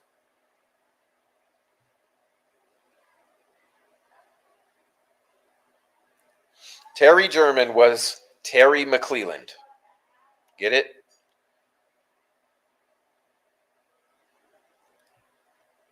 Brad German, Terry German, Nicholas McClellan. I believe that's a conflict of interest. It's my opinion, though. My opinion, it's a conflict of interest for McClellan to be prosecuting this case. Okay? Do you know that? Okay, good. I'm just that you know. McClellan is related to the family. It's not a rumor. Okay?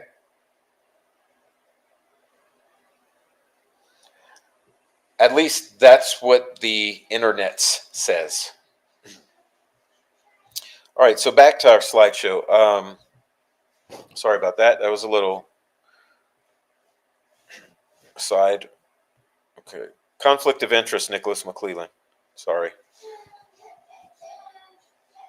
All right, so we're going to go back to our slideshow here. Let me take a look at it. With my glasses, I got to have it in my face here. Okay, so what are we looking at now? Well, bad shit. This is the storm. Okay. This is the shit hitting the fan. The fan. Okay. This says, do not repeat ever, but GPS coordinates on video, bridge guy video, put it in the parking lot of the WIC office, which is 10 minutes away by car. What do they mean by that? Farm Bureau building. Okay.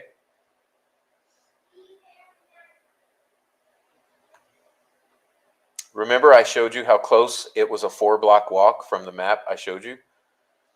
Okay. Notice another oddity here. We got Pizza King. We got Pizza King. We got Pizza King. Merely a block away. How does Libby's video show GPS coordinates of 204 North Washington, a block away from Pizza King?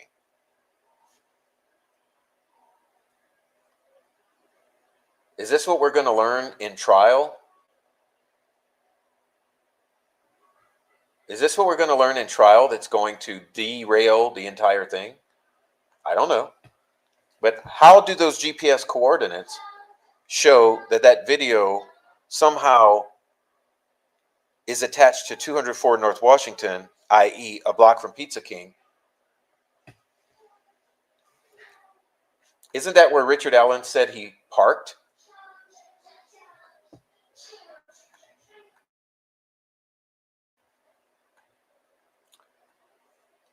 Remember Richard Allen said he parked at the Farm Bureau building?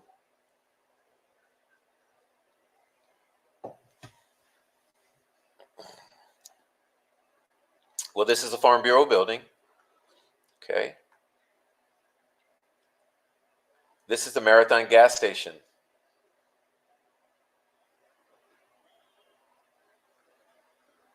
Okay. So that's some setting for you. And one other, you remember I was showing you the maps to establish context for you? Okay, maps and photos here. Okay, here we go to another one. This is where the trail splits. Now, remember that I said to you, there's absolutely no way they would have ever missed those girls' bodies if they had been there in the daylight hours from 4 p.m. to 7 p.m. They also would have not missed them if they used flashlights from 7 p.m. to 5 a.m., 6 a.m. They also would have not missed them from 6 a.m. to noon in broad daylight. Why, Prof? Well, I'll tell you why. Thanks for asking. You see what you're looking at here? This is the immediate entrance to two places. If you go right on the sidewalk, that's the beginning of the high bridge. The high bridge starts right there. You see the little, you see the little, I don't know, the little camera shack or whatever the hell it's called. Okay, this is at the bridge. Now you see, if you follow this little trail that goes this way, the little trail that's gravel that cuts off, guess where that goes? Right to the crime scene. I mean, where the bodies were found. So you tell me, if your girls are missing and you have hundreds of people out here searching where these girls you last know they were, how would anyone not go down this side trail that's a very clear trail? Day or night. How did anyone miss seeing those girls? Do you remember when Noe, just the other day on my little live, Noe went to the edge of the hill that looks down upon the ravine and the crime scene? How would anyone have missed those bodies? Well, there's only one way they would have missed those bodies, is that they were not there. The only way those bodies would have been missed is that they were not there. Okay? So, how does Richard Allen kill these two girls? Lone wolf. Leave them there at 3:30 p.m. And then they not be there from that point until noon.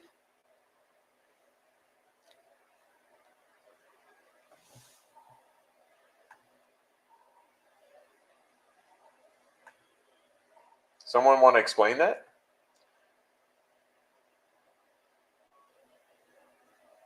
Anyway, if you're missing the Noe doing that, it's easily findable. It's called A Beautiful Day in Delphi, I believe. It's just the other day he went live and he walked you right to that precipice. Okay. Welcome in, Adrian, and anyone else who's come in.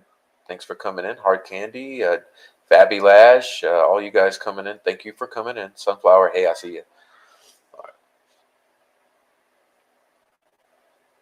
All right.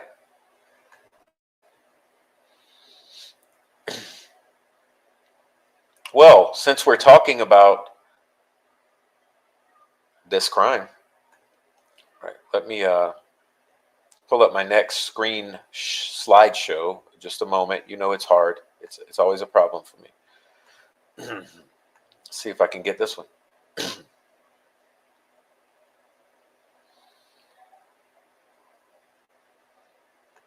All right, so just a moment.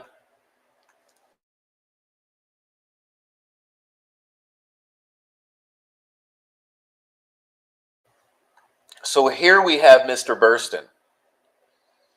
Thank you, Rebecca Ann. Thank you. Here we have Burston saying that one of the parents dropped off Abby and Libby. Well, hold on, hold on. Was this a mistake? Did he slip up? Was it a slip of the tongue? Was it a Freudian slip? What kind of slip was this? Was it intentional?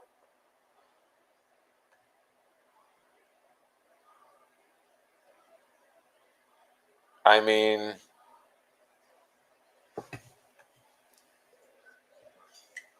one of the parents, hold on. I thought the sister dropped them off. Well, it kind of makes sense because another question, what do we have on video? You have a car resembling the sisters passing on the Harvest Store video?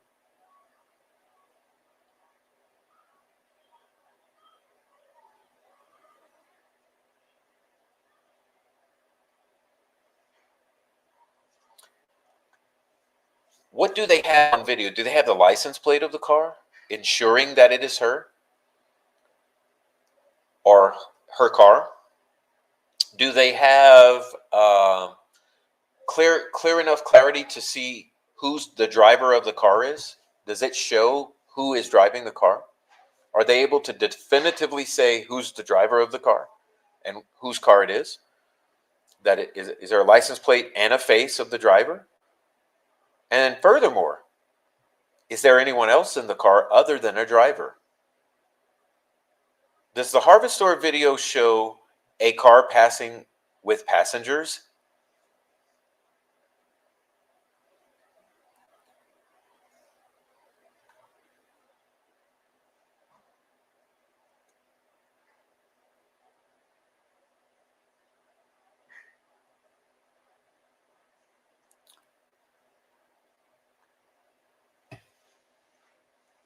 It gets worse.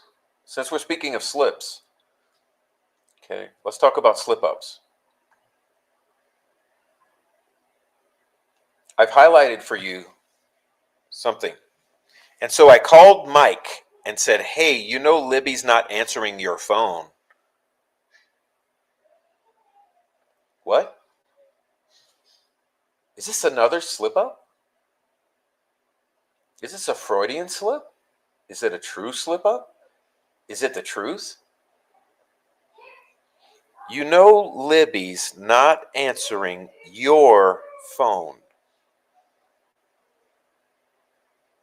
Has anyone ever caught that?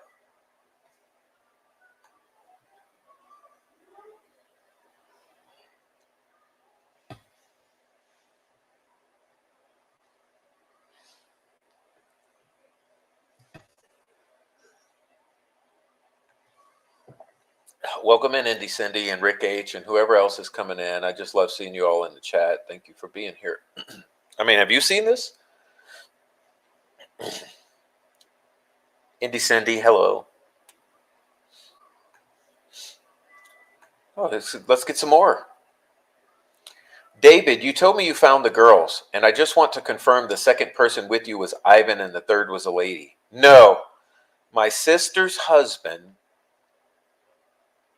Okay. And then we called two county deputies, Drew Yoder and Darren Genicola.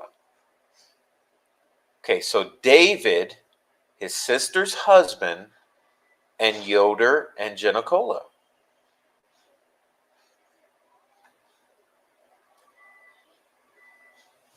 I don't know. Is that true? Since we're talking about drop-off.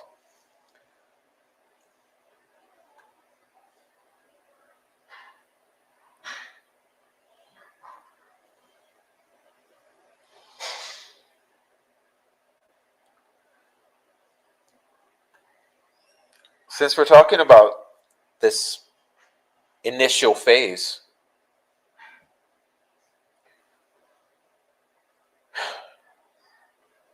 let's take note of vehicles.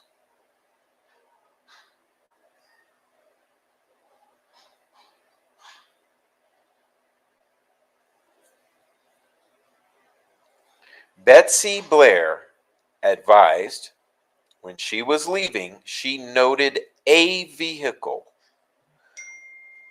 Oh, sorry about that. I didn't silence my phone. All right. Well, remember what Profi Poof said. This PCA is a work of Satan. It really is. Liggett intentionally omitted her description of the vehicle she saw. And you guys already know that if you watch. The vehicle she saw resembled a 1965 Mercury Comet, one similar to a vehicle her father owned, one which she drew to exhibit the sharp angles of a 1965 Mercury Comet. Okay? Terry Wilson stated he observed a purple PT Cruiser or small SUV.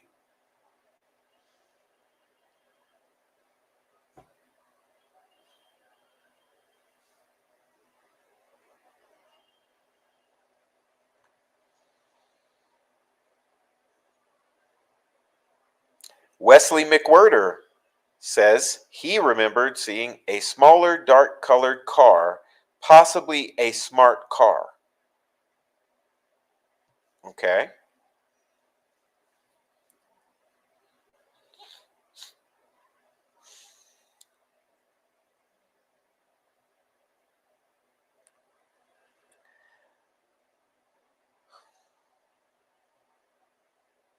I'll leave it at that. I'll not address the descriptions of the people because we know all of those are conflicting as well. Remember? I'll just move on because there's no way to beat this into the ground.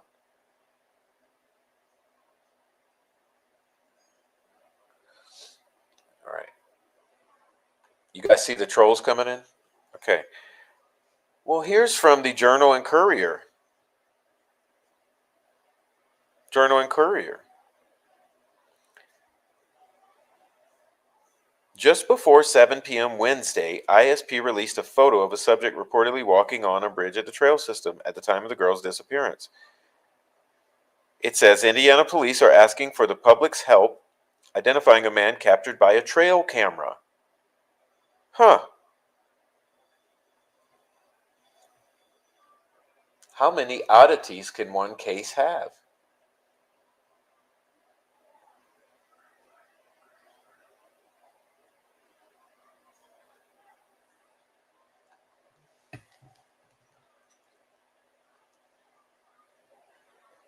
Is it from a trail camera? And was it then manipulated and added to the phone? The phone was left as part of the staging. You know that. Why was that phone left with this image on it? Why was the phone turned off and on if it was? Was it Mike's phone? Thank you very much, Love Songs.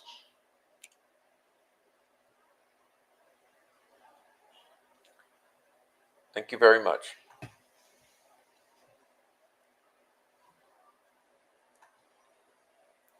Eric Williams said, I can tell you this. I believe it was an inside job. All these cops from this area are corrupt and deserve nothing but total reformation and prison time with the ones they put in. None of this is surprising. I've been calling out the officials of Carroll County for some time, and there's a lot of corruption going on in Carroll County.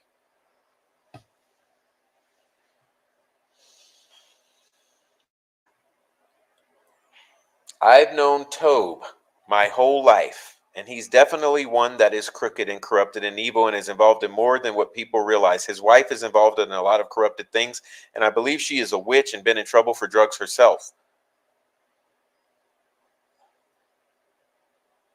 Unfortunately, that is easy to believe. There's no way that gangs can roam free the way they do in Delphi without the police looking the other way.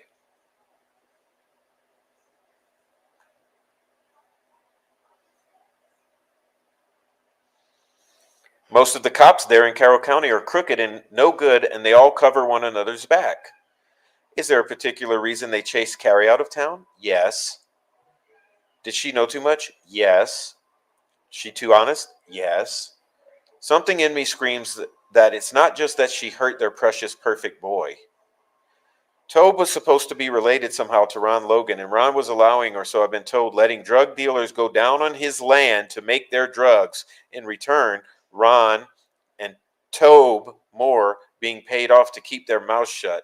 In fact, whenever Kay Weber would call about suspicious lights or people being out there, the cops never showed up. In fact, she called the night before the 13th to report seeing a lot of lights, and they never showed up. You know, when the fucking party was going down with all the Kokomo crew. We'll get to that. I've been out there on the trail after the girls died, seen a few different people, and watched a drug deal go down out of 300 across from the Mears. That's the area, and there's other areas around Delphi off the trails where people meet up and do their drug deals. How could they use Kay Weber's property to travel back and forth? My theory is they use canoes from the creek behind Kay Weber's to get across the creek. Nope.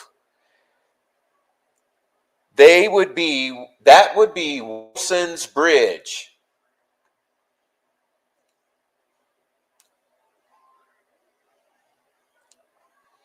And there's more than one or two ways in and out of Kay's side. In fact, there's about 13 ways in and out of there. And remember Doug Carter actually saying that?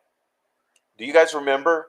Someone in the chat, please put if you remember Doug Carter's quote about there being multiple ways in and out of there, or however he said it.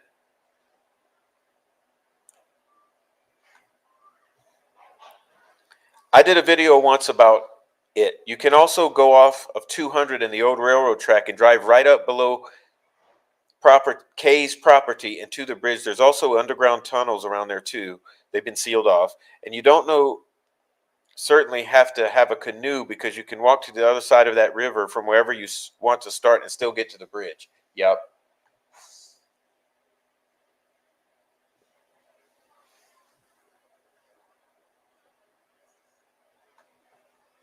Yep, Noe.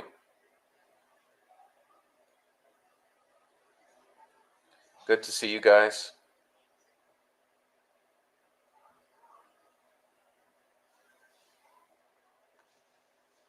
Thank you so much for these comments. I'm trying to put them all up. There's so many. All right. Here we go. Tobe was a suspect, but nothing ever happened. Then Kevin called him out, and he was killed in a road rage accident. Tobe, now a deputy sheriff, investigated and found no foul. No arrest was made. Then Tobe is now sheriff. Then another double homicide in 2017 involving the same family. He's a suspect again. No arrest.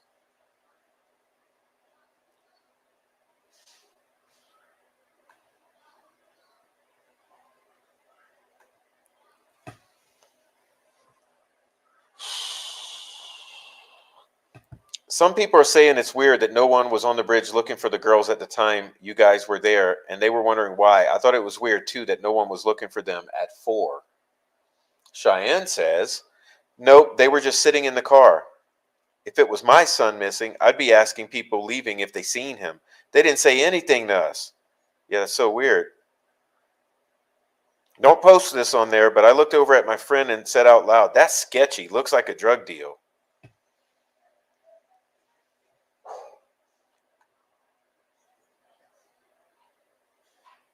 Thanks. You remember Carter saying that? Yeah, he said there's multiple points of access, I believe is the phrase he used. Yeah, right, Amy. Good job. Good job. Good job. It's a new day. Yeah. That's somewhat what he said. But same exact point, right? This is not. Thank you, Love Songs. Okay. Let me continue to read, please.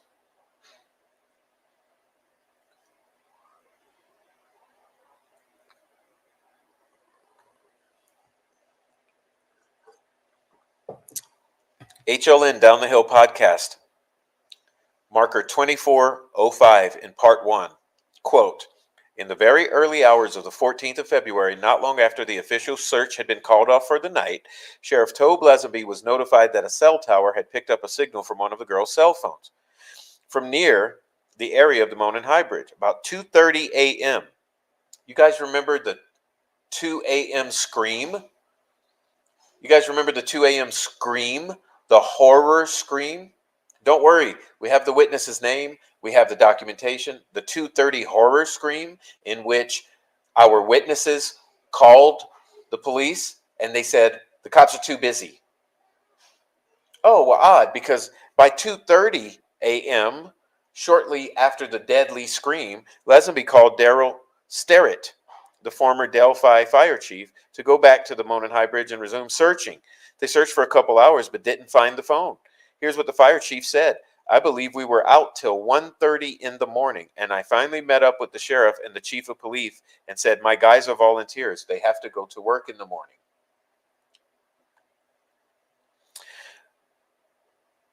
A commentator said, in the very early hours of the 14th of February, not long after the official search has been called off for the night, Sheriff Tobe Lazenby was notified that a cell tower was picked up a signal from one of the girls' cells. Fire chief says, I got a call, at 2:30 from the sheriff, and they were wanting some lighting to go out and see if we could find the cell phone because the latest ping was coming back to the area of the High Bridge. A few of us went back out to help search for the cell phone, and we didn't find anything. Yeah, but did you move the bodies?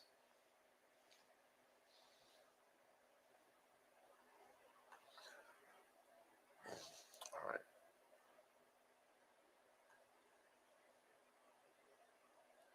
Thank you guys so much.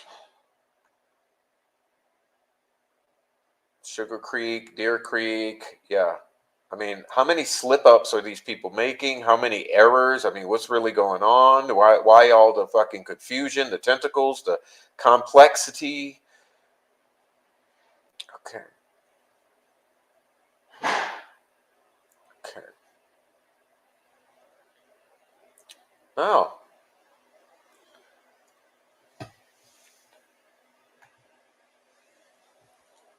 Kelsey admitted one time, she said her and her friend would mess with Libby pretending to be a boy. Catfish.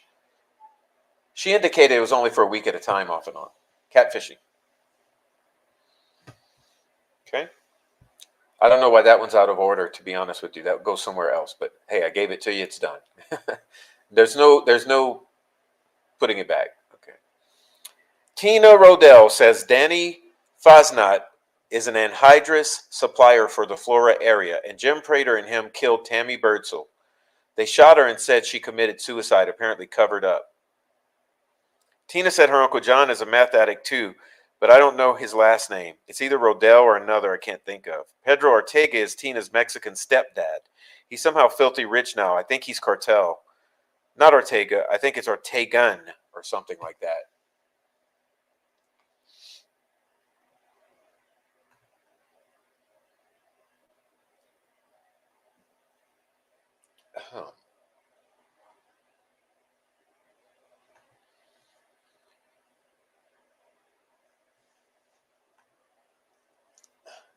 This are these are the contents of Gabe Ellis's trunk when he was stopped February 17th,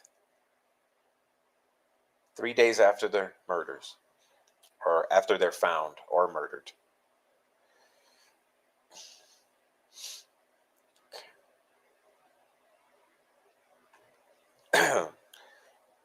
Cash, a monocular scope, night vision scope, binoculars, bipod, rifle scope, rifle flashlight, trail cameras,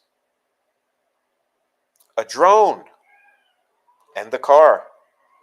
All of these things are found on Gabe Ellis when arrested just a couple days after Abby and Libby are murdered, February 17th. I just want to say this because this is beyond the scope of the original poster, which covers unique period, but there's even a hunter stand overlooking High Bridge. Okay. Nothing here. Nothing to see here. Okay. Pause. Pause. I have to take a pause.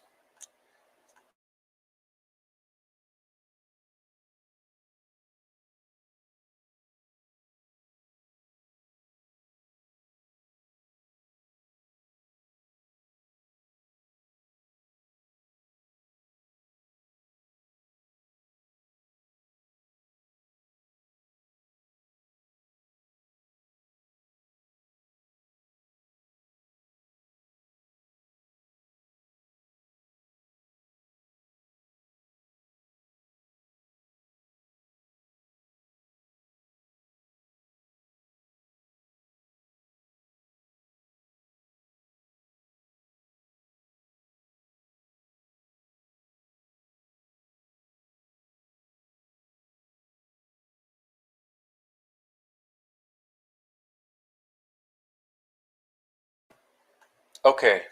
All right. So,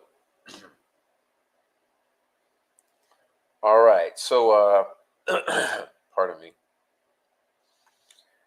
I was looking for that on the list, a night vision camera. I would also think walkie-talkies and body cams would be used too. Yeah, and they possibly took the trail cameras. I mean, what's going on? What's going on here? Because remember, when we get to Tina Rodell's, Tina said Gabe was the one who picked up the daughter. Gabe was with all those guys out there in the hours prior to this alleged crime. Remember this, the fucking sketches, okay? Pardon me. You remember?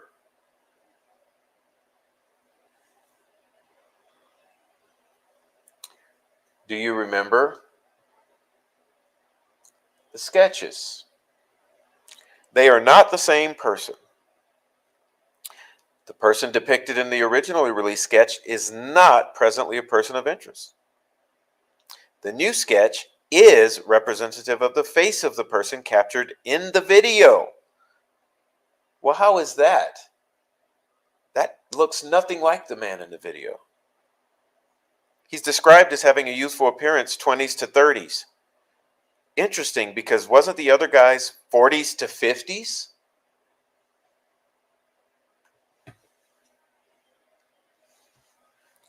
Well, what's interesting about this, okay? Let me do a little speech here.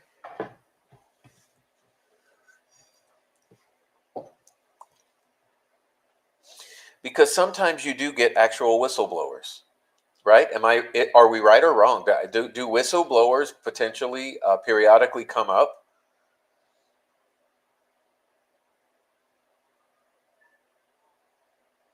I mean, don't whistleblowers occur periodically?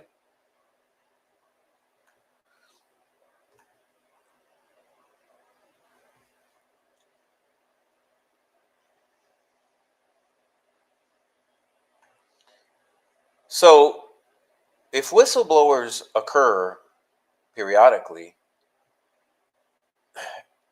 and if this thing is so contentious that the sketches are not the same person in 2019 immediately when they are released, when the new sketch is released in 2019, the young guy sketch, the old guy sketch is now irrelevant, and the young guy sketch is now the face of the person in the video. Okay.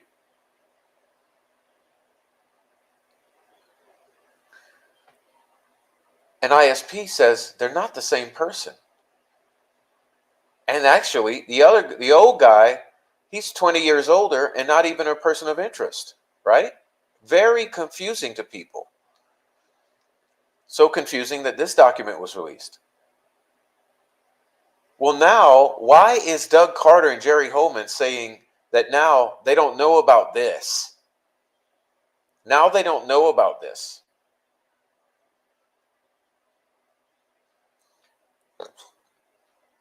So now Doug Carter and Jerry Holman deny this document.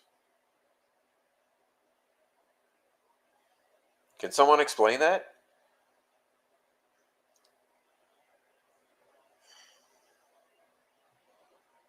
But it gets better, because what if we have a whistleblower? What if we have a Reddit whistleblower? Let's listen to this. I have not signed a non-disclosure agreement. Okay. B10943 asks, can you go more into this quote? The original leads are believed to be the victim of disinformation used by the suspect to throw police off. This same thing, however, came to bit him. What evidence led you to believe that? Okay, so first let's break down that question.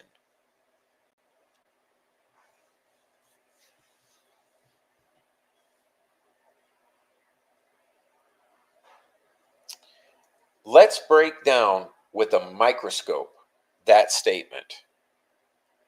The original leads are believed to be the victim of disinformation used by the suspect to throw police off. Hold on. That's troll farm. That's narrative steering. That's disinformation.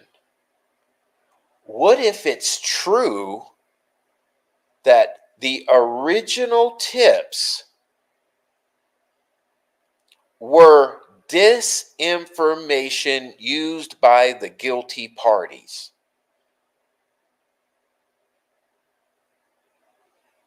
Wow, is that why they're all deleted now? That they would lead back to the guilty parties in actuality, because the guilty parties produced a lot of the initial leads that were disinformation and it threw off police? Wow, it would make sense that there's a change of direction, wouldn't it?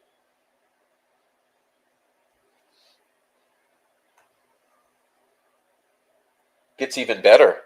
Gets even better. Listen to our whistleblower give a little more. Look, this case has a lot of collaborative mistakes, which surely have posed as a dilemma for investigators. We are looking at a potential litigation situation in some cases. This is all common sense. We know that this person has family, friends in the area. The whole idea of releasing the second sketch is to show the suspect that we are aware of him, his history in the area, and that we are changing course towards him. It may seem weird to hire a firm affiliated with a Canadian brand, but I assure you that for insurance reasons, this case has to be viewed from several angles. Many other agencies were involved in this investigation too. If I am suspect for trying to feed some fact into this crazy story, then so be it. It sounds like this person worked with law enforcement in producing that second sketch to show the suspect that we're aware of him and his history in the area. We're changing course.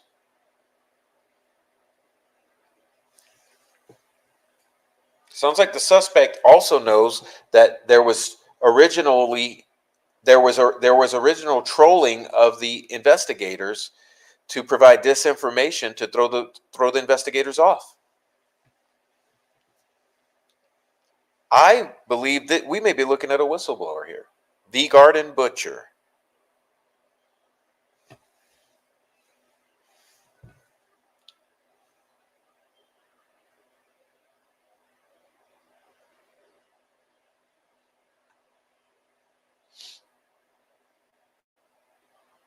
Is this what the tentacles and the chaos and the complexity and the gang stalking was?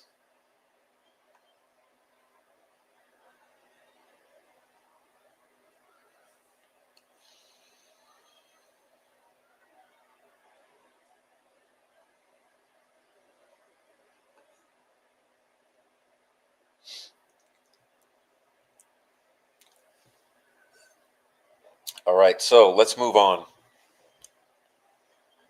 It's taking much longer to get through this than I thought and I expected. Now, I'm going to show you some communications now with one of the persons whom I sometimes put my head together with.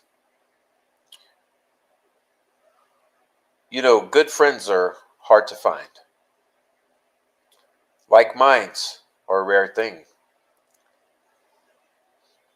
Even the most brilliant navigator sometimes needs guidance. So I have someone that periodically helps me with throwing ideas around. And this is going to be in follow-up to the gaslighting that people don't know what my idea of this crime is. Because I've made it very well known for more than 2 years now what my idea of this crime is. And I actually went to the lengths or the extent of writing it down, including bullet points and summaries and all this other stuff with photographs and hyperlinks in my Discord. But the troll farm ruined that for everybody because they used my Discord to cause chaos and therefore caused me to lock up the Discord and keep it for myself. But thankfully, because of that reason, I still have everything ever posted in the Discord. Just a moment.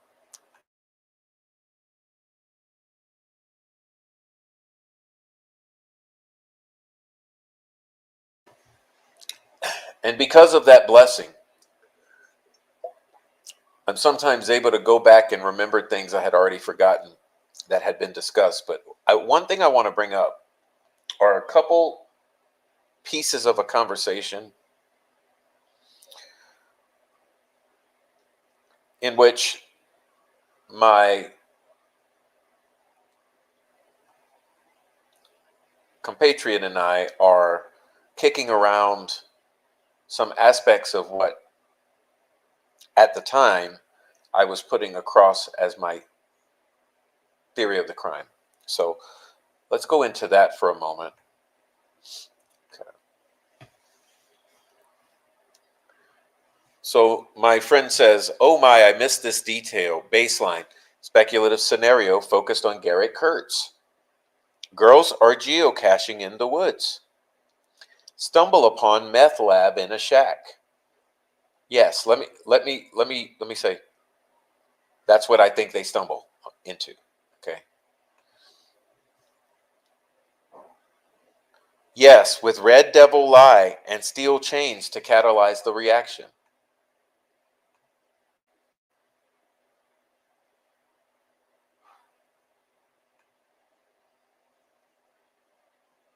Edit. The prof suggests they stumble upon a meth deal gone bad, not just a shack, not just cooking meth. Yes, because I think the situation they stumble into is already hyper tense. Okay. Garrett Kurtz is on a 3-day meth bender. Meth and spice. He gets super paranoid, loses his shit, and dislikes girls because he thinks they will reveal the details of his meth operation. Folks, there are two witnesses. No, folks there who witnessed the crime are scared as hell of Garrett Kurtz, and or they're involved somehow and therefore accessories to murder. So everyone shuts the fuck up. Later, Garrett Kurtz de-lives Nicole Bowen because he thinks she is about to reveal details of his meth operation and or what he did to the girls. Yes. Later, Garrett Kurtz de-lives Ray Hanish. Seems to be general psychopathy rather than cover-up of Abby Libby murders based on the supposed timing of when RH met GK and AG.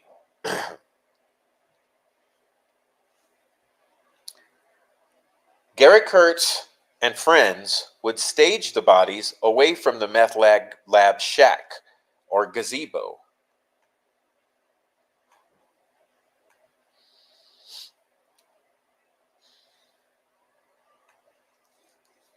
Because they want to keep making that meth money. Garrett Kurtz and Ashley Garth are homeless at the time and living in those woods, supposedly in a cave, but perhaps in a shack. Well, you remember the cave, don't you?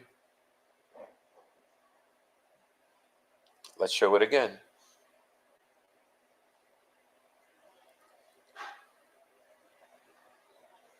Have I lost it already?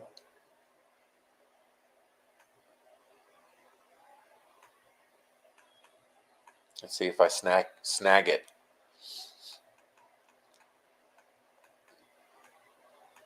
Oh, I may have lost it. Who cares? Let's see. Oh, you care. Let me get it. Is this it?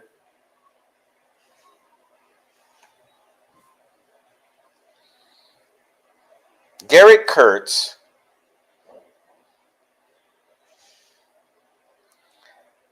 perhaps living in a cave, but perhaps a shack.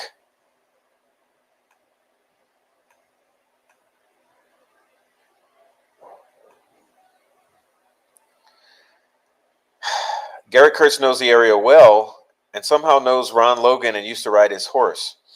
Knows where to stash them later and puts them on Ron Logan's property to direct suspicion away from themselves. Possibly the staging was done by more sober minds than Garrett Kurtz, by people who wanted to keep the meth money flowing and or by people who would have been implicated in Garrett Kurtz's crime. Negligence, covering up after the fact, perhaps restraining the girls, not realizing Garrett Kurtz would go psycho and not doing anything to stop Garrett Kurtz before things got out of control, etc. This is total and complete speculation, of course. Speculation 2 is a variation of speculation 1, but the sequence of events takes place earlier that weekend. Days earlier, or a day earlier. And the girls are unalived in separate situations. I know the prof will not give high marks for this scenario, so I don't spend time on it. Speculation 3 can be summarized as going to take appraisal pictures is really a cover story for going to buy meth at the bridge. Or that other bridge, Wilson Bridge, because I've started tweaking and I can't fucking wait any longer, combined with fine. I would take you girls and drop you off at the trail to do your geocaching while I buy my meth. Speculation 4 is a CI gone wrong situation where family members witnessed very bad things and had some level of indirect culpability, like bringing the girls to a grown-up only party, the pig roast, where bad things happen, or dropping the girls off to take pictures while you go around the corner to buy your meth at Wilson Bridge. But the girls wind up taking pictures of the meth shack.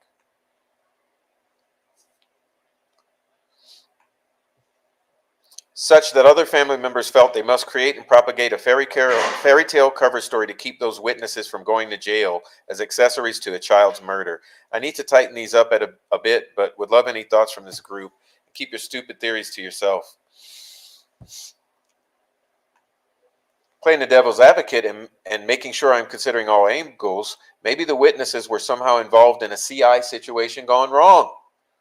Maybe a family member was a CI, working with Ellie on a complex case with lots of tentacles, maybe with the FBI. But things didn't go according to plan and the girls become victims, poor girls. Local law enforcement does not know exactly what happened, just suspicions and definitely not enough evidence to prove things yet. So they give the witnesses some talking points thinking Ellie will be able to wrap things up quickly because after all they have these photos with and timestamps. Yes, you mean all the lying ass witnesses or the witnesses who've been manipulated and told what to say? Yes. While they don't have enough to wrap up all involved yet, they don't want their work to go with the CI to go to waste. Might they ask the witnesses to stick to a certain story when speaking publicly? You mean the family? Maybe they suggest it's the best thing to do to help a couple girls get justice, and it will only be a couple of weeks before things are wrapped up. In other words, maybe they were told to lie and parrot a fictional narrative, and they are acting in the best interest of justice. Would that explain the inconsistencies? Yes, you mean the family lying and being inconsistent? Yes, it makes sense that they may have been told to do so. Dustin Prater, Derek German, arrested for theft and improper storage following a traffic stop. Mike Thomas investigated. Prof, I really like your theory about the Wilson Bridge.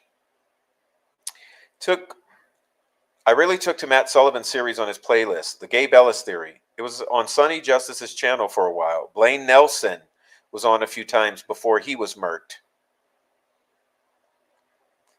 I saw Michael's interview with Blaine's mother, Tot, talking about how she believed he was hot-shotted and how she hated Sonny Justice on retaliation to make sense against Derek. Blaine was on Gabe's crew, but he turned himself around off meth, in fact started to mentor others to get off. When I watched Matt's 4-part series, a lot intrigued me, especially in particular the comparison of Tyler Joe French in the second sketch, Tina Rodell's ex-husband. Tina, I believe, said she saw Tyler and 4 others, Josh Lank, Garrett Kurtz, and I'm not sure the other name, walking away towards the park that day. Anyway, I think with Michael, he had started other channels by giving information which I truly believe he's passionate about, and he gets upset with hardly any recognition or perks. I could be wrong. Well, this is an amazing take you have, young lady, and I thank you for that comment, and I think everyone needs to consider it. Tina Rodell believed that there were drugs in the trunk of that car, with the other shit we just listed. Do we need to go back to that shit? Maybe we should.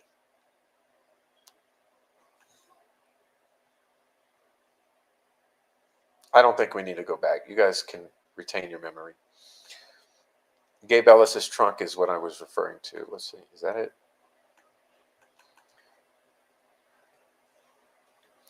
She called Lesenby to tip him off.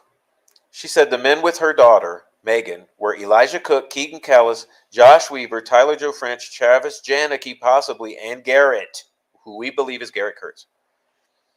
She says her son was not part of the group. Tina said her daughter called from the bridge on the 13th and that when Megan came home on the 15th, she was not in good condition. She alleges her daughter was raped and beaten by men as an initiation. It's also rumored that it was for the sons of Odin. And remember, this was the 12th and 13th at the exact same location, Monon High Bridge, in the woods, cooking meth.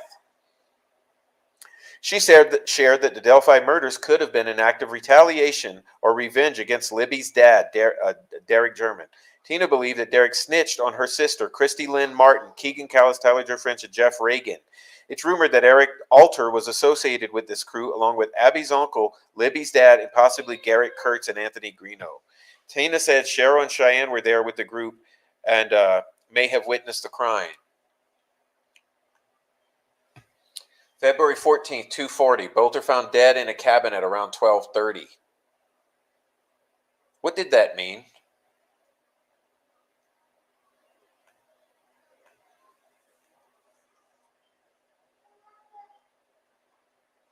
Did we get our stories crossed here? Were they found in that cabin before the noon, 12:30? And did he get his story mixed up? Did he get his story mixed up that they were found dead in a cabin, but then they were moved to be found at 12:30 later?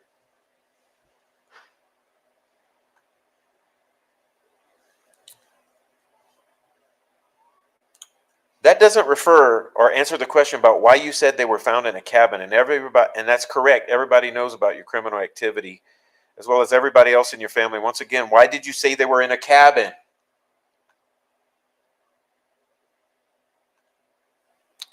Once a meth dealer, always a meth dealer. Just like Derek, Becky's murdering brother Cody's for DUIs before he's 30. Christ, everybody knows about you.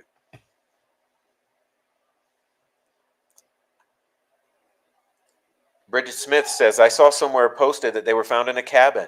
Not sure how true that is. Trish Ann says, one girl was found near a cave. Huh. Wait a minute. Josh Lank says one girl's found in a cabin. Trisha Ann says one girl is found in a cave.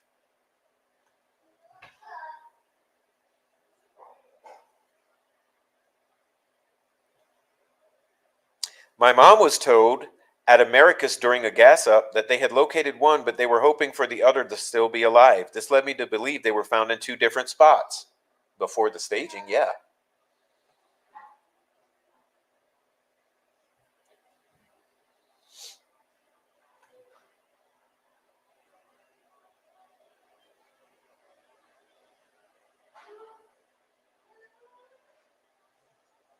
Tyler French from the Kokomo group was at or near the bridge, supposedly was using his grandparents' property to cook meth on with his crew. Apparently they own property up there.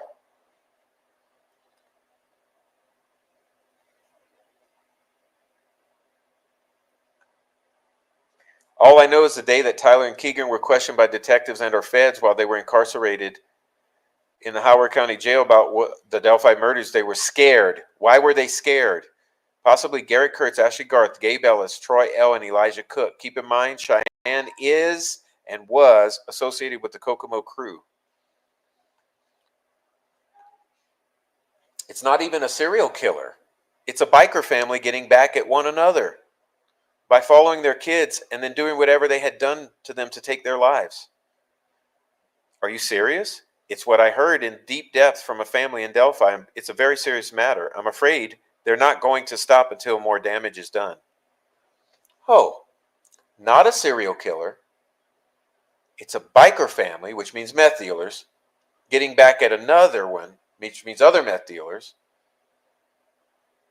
Family means club or group or allegiance. Is one Hell's Angels affiliated, one Outlaws affiliated? Is that why we saw the ride? Is that why so many showed up for the ride?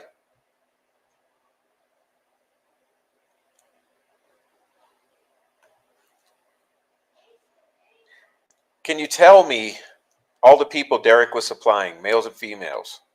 That's a long list, Prof, says my source. But yes, many I could. In 2016 and 2017. I left mid-2016. I was in work release first part of the year, but 2000 to 2015 I can. He dealt with a lot with the Babcocks, O'Briens, Prater, Chester, Uncle Jim, Shane Tu, Jennifer Johnson, Christy Martin, Chad Alting, and so many, many more. Jamie Cheshire, Aaron Tyner, Dale Wood, Brenda Marchand, Garrett, and Ashley. Is that enough? Ashley Wright, Troy King Clendenning, and Anna Williams.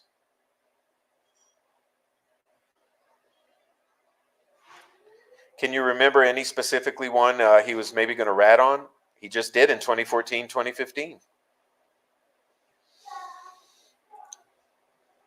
Now, let me pull this down. I have more to go, but we're not there yet. Sorry, guys. It's a lot.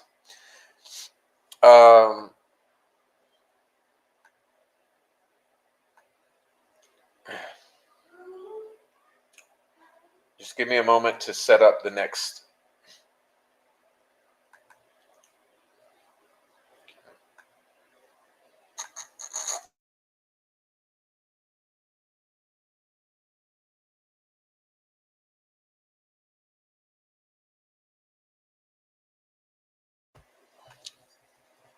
Okay, guys, so sort of taking a brief intermission because I would say that now you know the first half of my theory of the crime. Okay, so that's the first part of my theory of the crime. Now, it's going to get worse. So I would like to say something to all of you in the chat. Okay, because I know many of you here believe that Richard Allen is completely innocent of any involvement with this crime.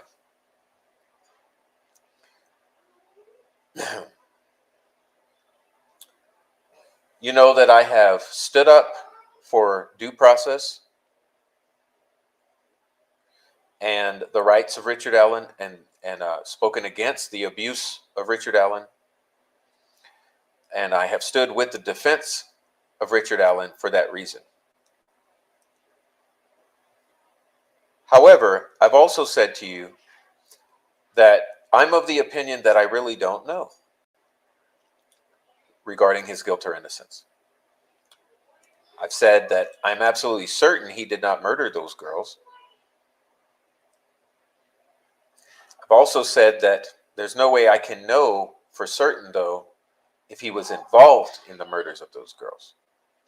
Okay? So, where I stand is truly in the middle, is that I allow the possibility or potential that he was involved in the situation in which the girls were murdered, or that he was not.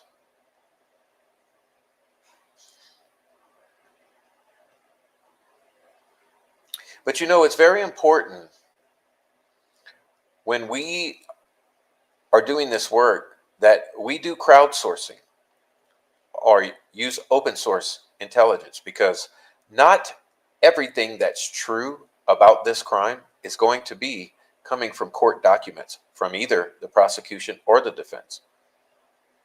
I would say at this point in time, 90% of the truth about the Delphi murders is open source on the internet or in people's minds and the internet, some combination. Okay? So if you're in here and you're going to be, Rick is absolutely innocent, you're about to be just as upset as those trolls who declare that Rick is absolutely guilty. Because, hey, how would you know? How would I know? How would we know? But it's very important that I share with you, to the best of my ability, the best of the open source information that I come across. And so I know that these next several slides may be somewhat triggering to some people, but just try to control yourself and try to be calm and mature enough to take in the information before you blanket reject it or make some decision about it. Because making a decision about something you know nothing about, or before you've even heard it, it's the epitome of ignorance. So let's not be ignorant. The point of me presenting the next slides are that they are important in that they may be something. They may be nothing. Because the problem here is that I have not identified this individual. However, it is my hopes that by broadcasting this, perhaps that individual will identify themselves to us. Well, you know that I have already made some deductions. Okay. The deduction that I have made in a couple ways is that the possibility exists that Richard Allen may have been smurfing out precursors at CVS, utilizing his privileged position as a pharmacy technician to facilitate the smurfing of the precursor pseudoephedrine for the manufacture of meth. And I suspected that he may also have ties to the Outlaws Club, as in the forms of a runner or a associate of sorts, because of that connection. One of the things that makes me most inclined to believe that may be a possibility, or open to that possibility, is the fact that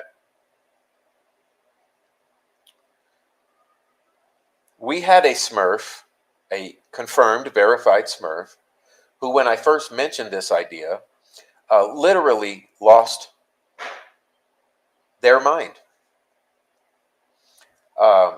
And there is evidence for that. There's receipts for that. This particular Smurf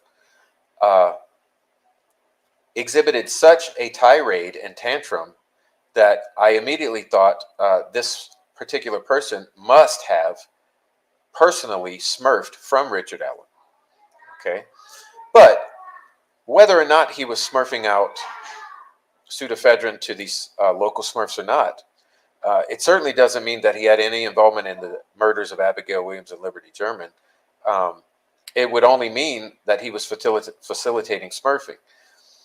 If he indeed was, we don't know that he was. It's just a gut instinct based upon the reactions of that individual, and another tipster who informed me that they have reason to believe that he was a runner for the Outlaws. Okay, so with that being said, I stumbled upon, in my archive, these following slides in which some person is giving some anecdotes that may or may not lend credence to this angle. However, because I have not vetted this person, I have not spoken, you can only take it as far as this is chatter on the internet. Okay? So, okay, this is from the the Delphi Gordian Pit archived. Okay? Formerly, or maybe even currently, I don't know because I was kicked out, the Knot. And here we have Meerkat, D-Town Lock, Baba Yaga Yellow Jacket, and deleted user discussing. Downtown Lock says, I've pretty much said most of this before, but he used meth. This is referring to Richard Allen. Okay, let me preface it. They are discussing, they're in the middle of a conversation about Richard Allen. Said most of this before, but he used meth with Garrett Kurtz. Ran out the door with a Bluetooth speaker at someone's house he was just hanging out at. Okay. And cornered someone close to me and had to get shoved away. Meerkat says, I'm interested in learning more about Kurtz.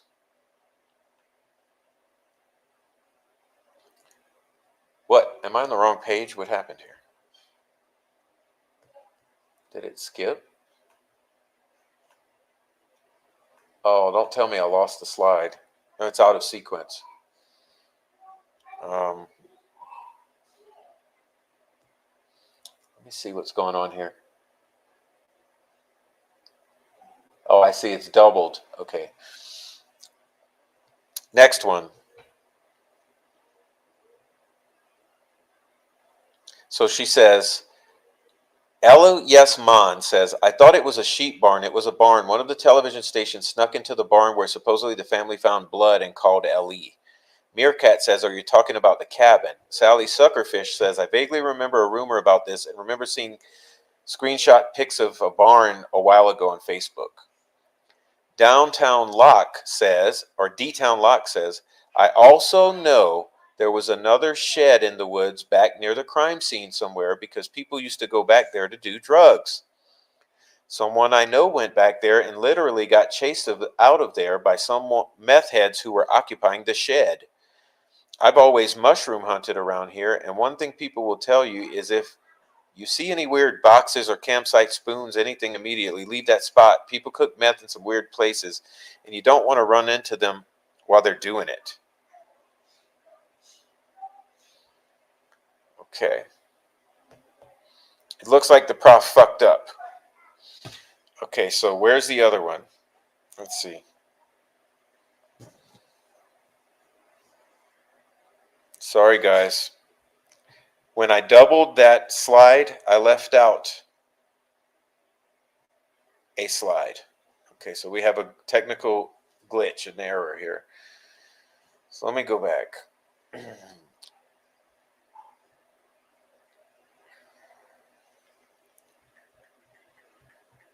See if I can pull this out on the fly.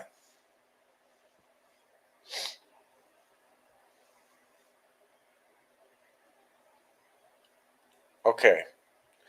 I have it on the fly, but it's not on the screen.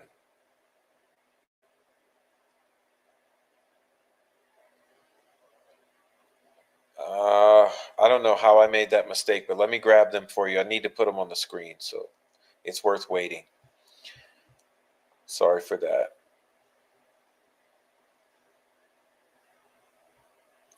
Gosh, why is it so difficult to do anything? Okay, let's see.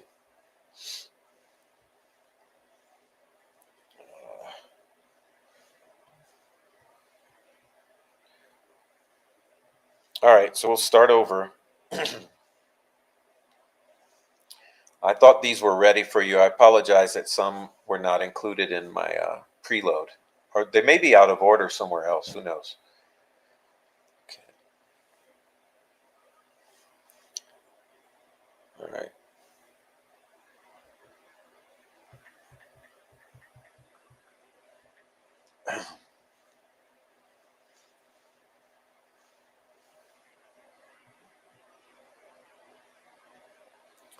All right, let's see how quickly I can get it. Apologize for the delay.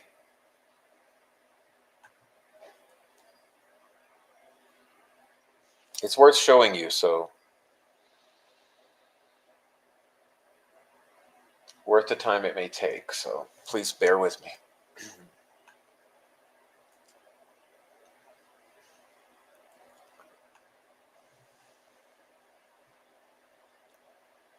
I goofed. It's like I tell my son, I goofed. All right.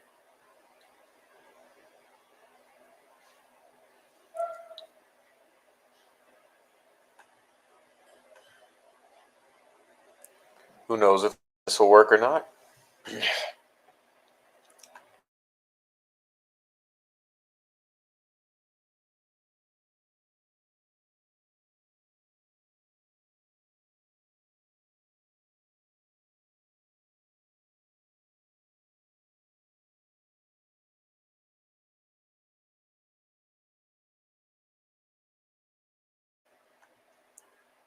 Okay, so this may be out of order. I have not properly sequenced them or anything. I've just thrown them up here to do it as quickly as possible. But this says, same person told me they never got weird vibes from him except the one time. So you're saying they may have been bad blood between him and Kurtz? That I don't know about, but just Kurt stopped him from doing whatever he was going to do. Do you know about anything about an innocent incident that happened before the murders involving Kurt? Something about how he got into an argument with some girl's mom. I haven't heard anything. Yeah, I know about that, but that's another whole situation. But let's see. Okay. That's possible. I just think Richard Allen, where is it? God, see, it's out of order. Okay, that's possible. I just see Richard Allen. I just think Richard Allen tried to hide his abuse as well. Maybe not a lot of people know he did meth around here. The weird thing is all the events I'm talking about happened after the murder, around 2018 to 2019. That's why I think meth is a big part of all this. If he is the murderer, he kept using and stealing petty stuff. At least one thing I know of anyway. Meerkat says, do people hang out at the cemetery very often? But why the hell would you keep committing crimes unless he couldn't stop himself? Okay. No.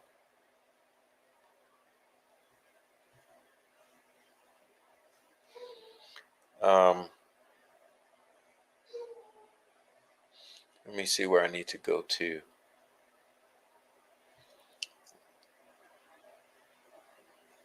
Okay, covered that one. Oh, here we go. This one should be next.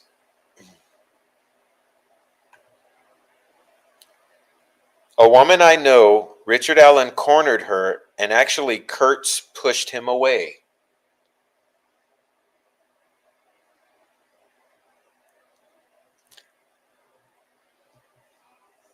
Okay, so do you see the point I'm getting at here, the points I'm making? That, I think I'm done with this. Remove it. The points I'm making, or the point I am making, is that this appears to be a local talking about the connection of Richard Allen to meth and to Garrett Kurtz. Okay, now, could it be total bullshit? Yes. Okay, could be total bullshit.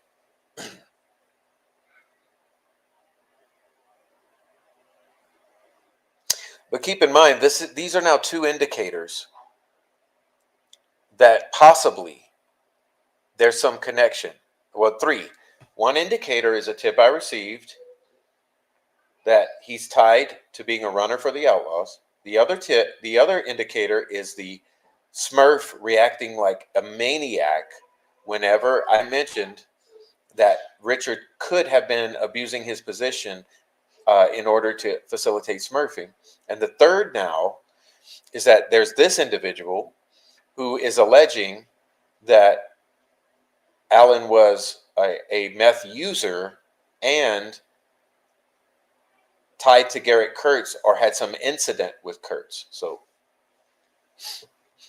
in full transparency, it's important that I share all of that with you for your consideration and with the knowledge that it's not coming from a court document. It's not coming from anyone that I know, because this particular person is an anonymous person on a Discord. It's unless this person chooses to come forward and talk to us, we will not know about its validity. But it is there for you. So just a moment. Again.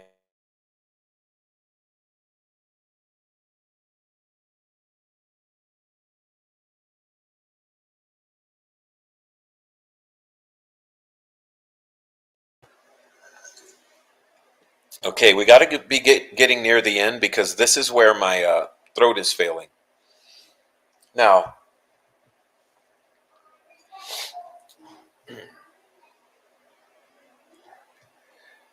now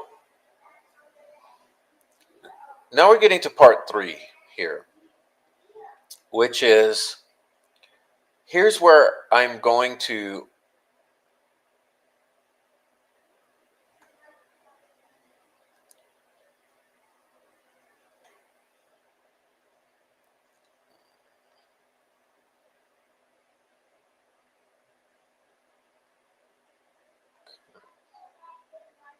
all right.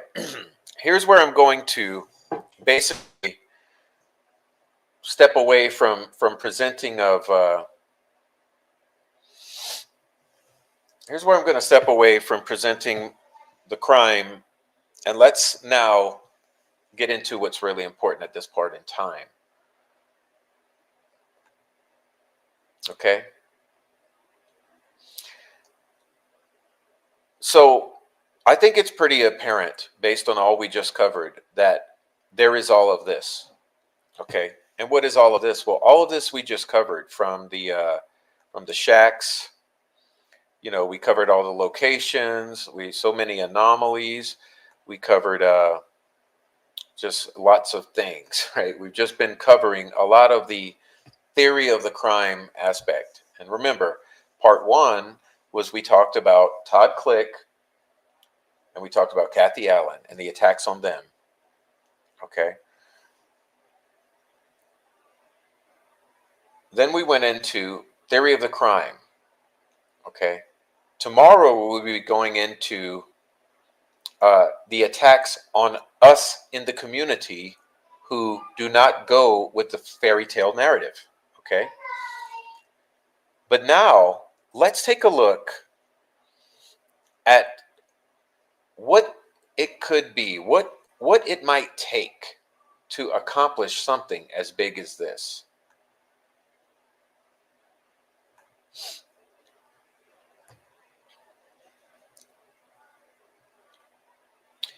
So I want you to start to think about some things.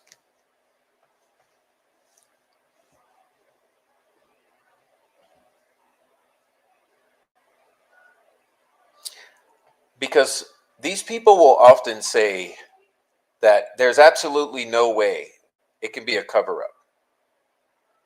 No way it can be a cover up. Because a cover up would be too complex and involve too many people. No, no, no, no, no, no. Here's how a cover up could work. You would have people who are dedicated to taking care of each other, who are strategically placed in certain nexus points in the community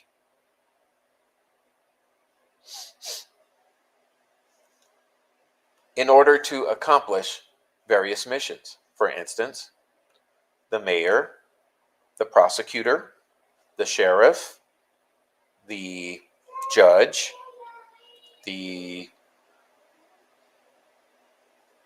lead investigator, the governor, the senator. Okay? Family members.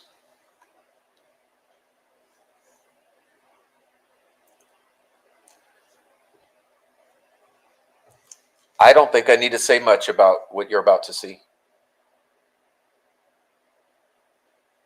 We got our prosecutor.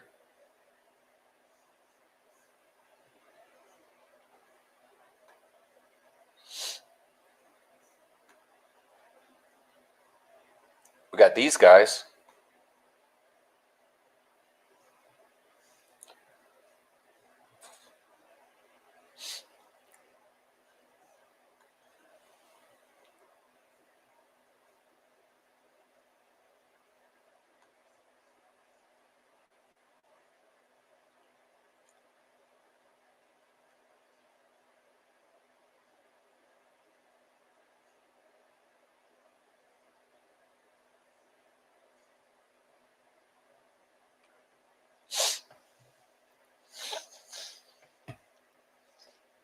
Having some allergies. Forgive me.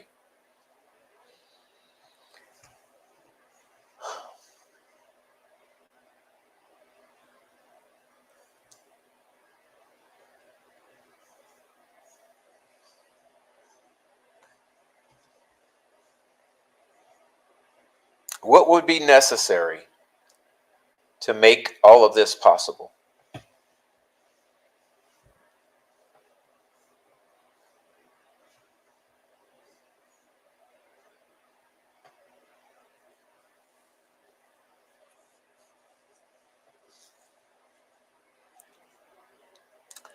Don't say it's impossible.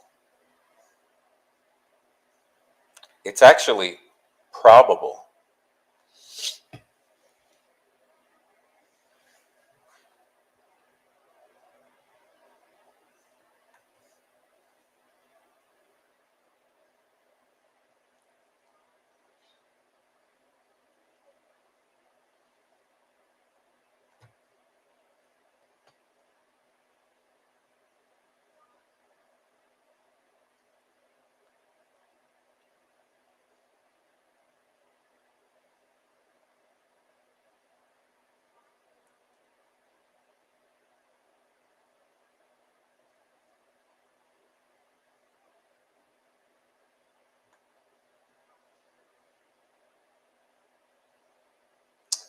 So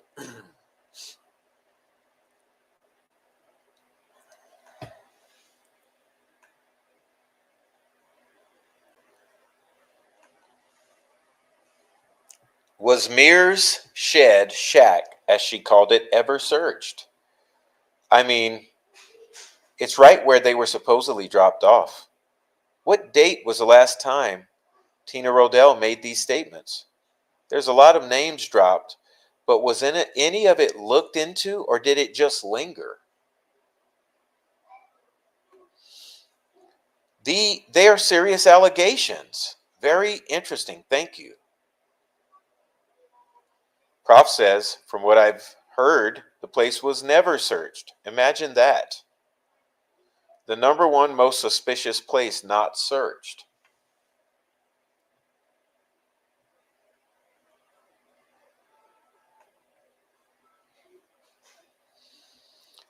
Harvey Carroll Jr. says Mike Patty searched it with Mears' permission about the time he called his cop friend.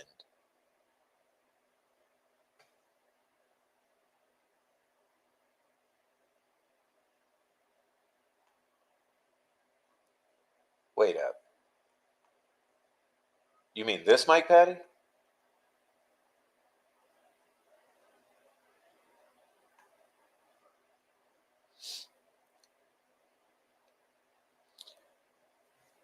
So you're telling me the place where Trooper Joe, myself, and Noe feel that those girls could have been brought,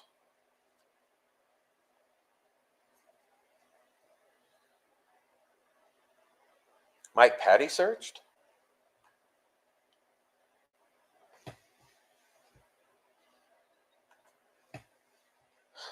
Thing is, the Riddles, Tentacle, Shack, Snapchat murders, Yubo, we know so much about you, new technology, new sketch, who is surely accurately BG, etc. Why not? Then drops Richard Allen out of thin air. They knew nothing about prior to September. He has no tentacles, no shack, no apparent religion, no communications with the girls, 5'4", like the girls, no curls, not 20-year-old, not 30-year-old, not 40-year-old, but 45. But he did have genes. So either it's not Richard Allen or Doug Carter was full of bull. This Doug Carter?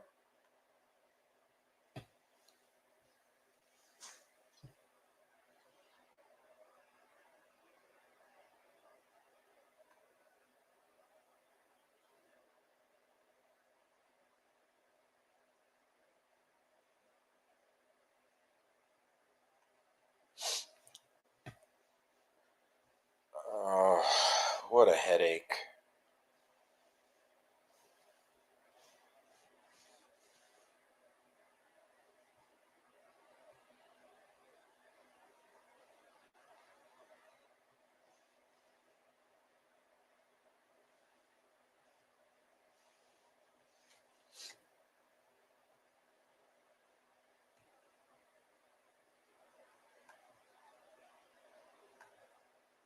Sorry about that when you've seen that. Okay, you've seen that.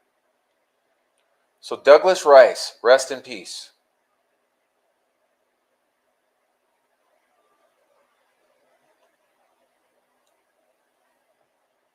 Douglas Rice. Guess what? So Rayleigh's mom reached out to me yesterday. Law enforcement interviewed her again. This is March 8th, 2020. March 8th, 2020. Okay? March 8th.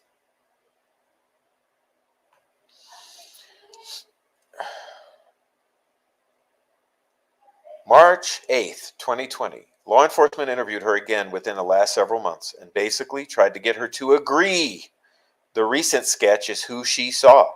When she didn't go along, they told her she wasn't a credible witness.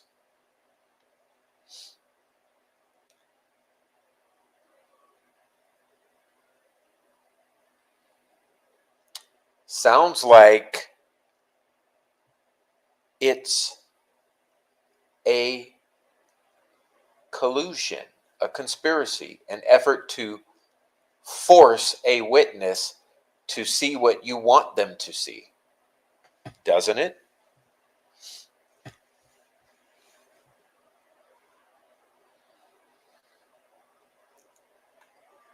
And we'll quickly go through this.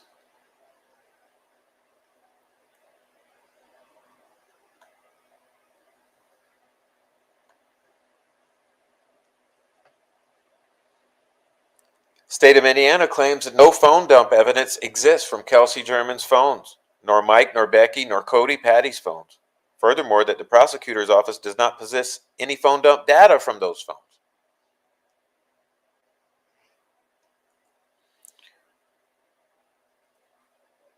However, it's still unknown whether that data ever existed, considering the loss of 70 days of investigative activity as referenced above, 70 fucking days.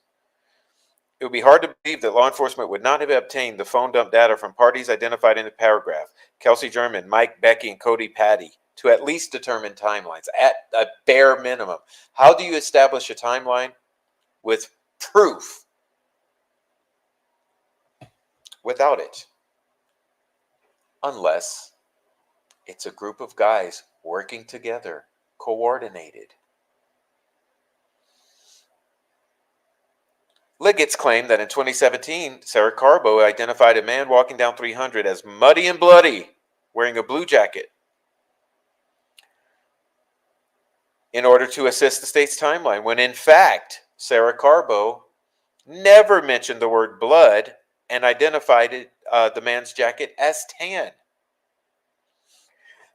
And Liggett's failure to include in the affidavit that Betsy Blair's description of the vehicle at the CPS building was a non-black vehicle that resembles a 1965 Comet. Non-black.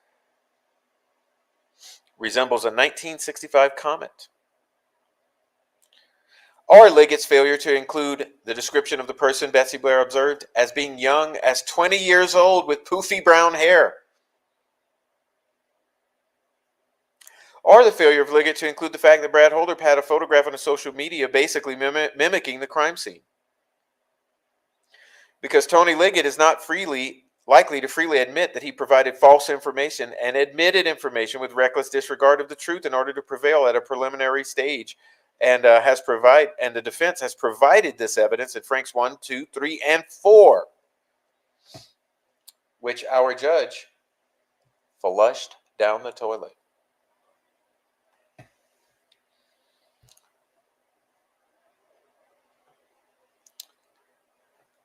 This new evidence, therefore, would show that the phone and the victims were taken outside of the area where they were ultimately found, but then brought back to the area at a later time. Specifically, the defense received certain geofencing evidence that at least 3 persons were in and around the crime scene at the time while the murders were taking place according to law enforcement timeline.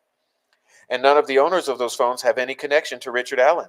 The geofencing evidence would provide evidence of any of the following scenarios.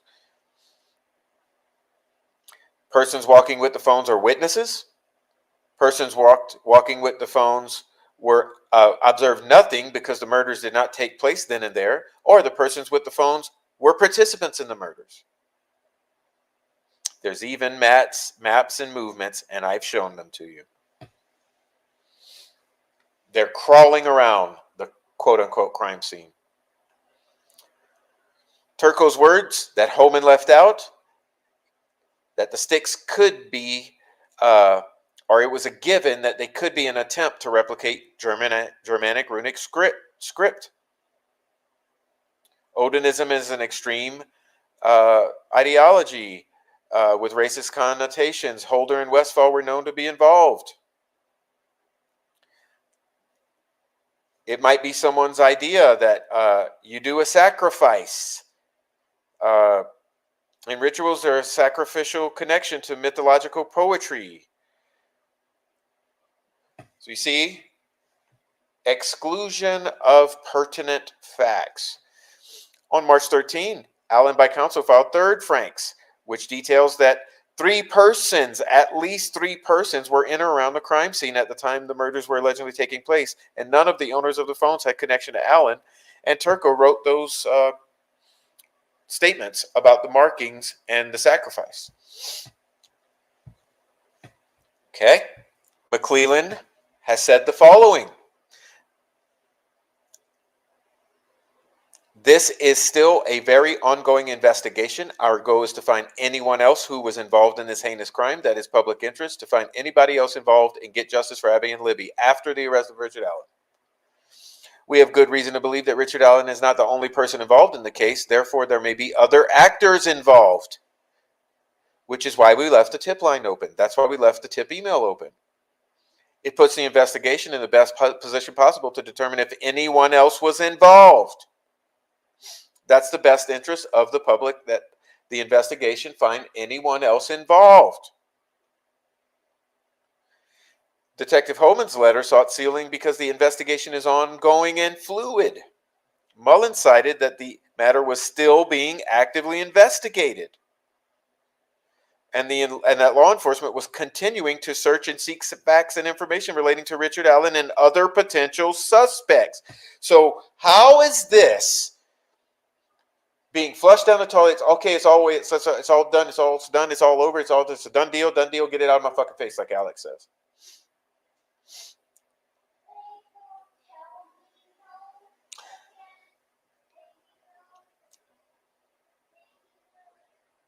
Mullen investigated Anna, and she described the male as wearing a blue jacket and light blue jeans. Rayleigh Voorhees, in a group of 4 girls, said that she said hi and recalled him being in all black.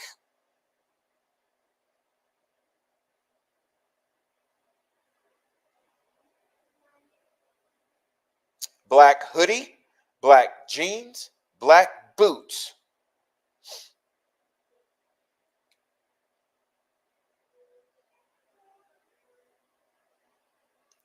Breed described the man as wearing a blue or black windbreaker.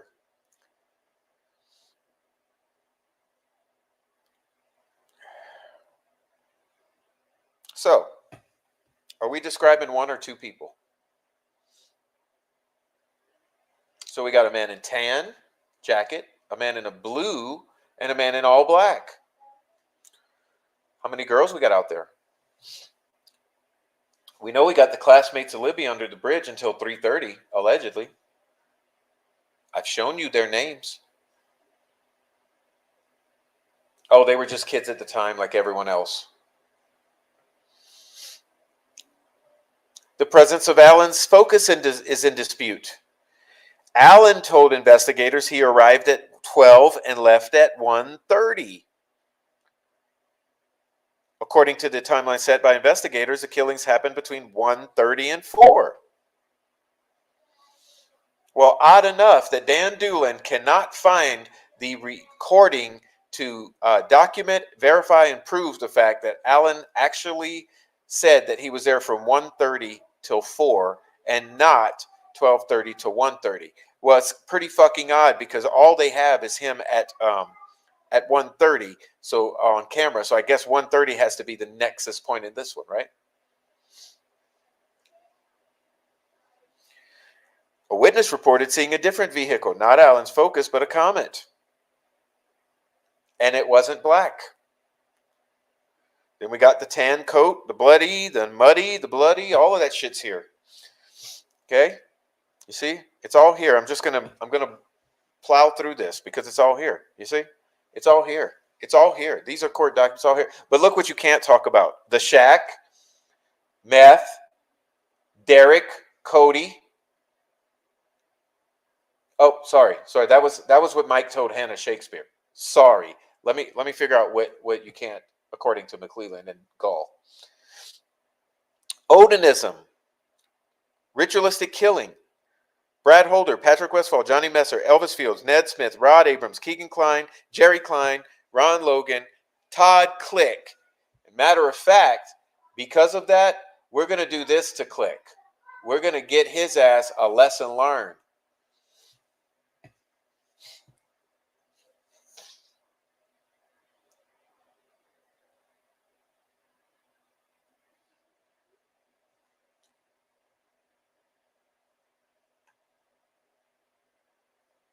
What else can't we talk about, Daddy?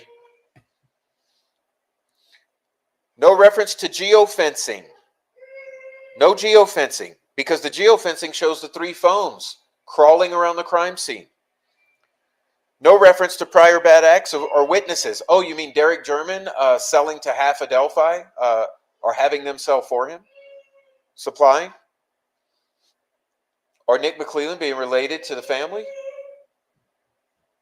No reference to how the files were labeled by Mullen and handed over like scattered to obfuscate and make it almost impossible to put this case together? No reference to PowerPoints that law enforcement has used. No reference to law enforcement product.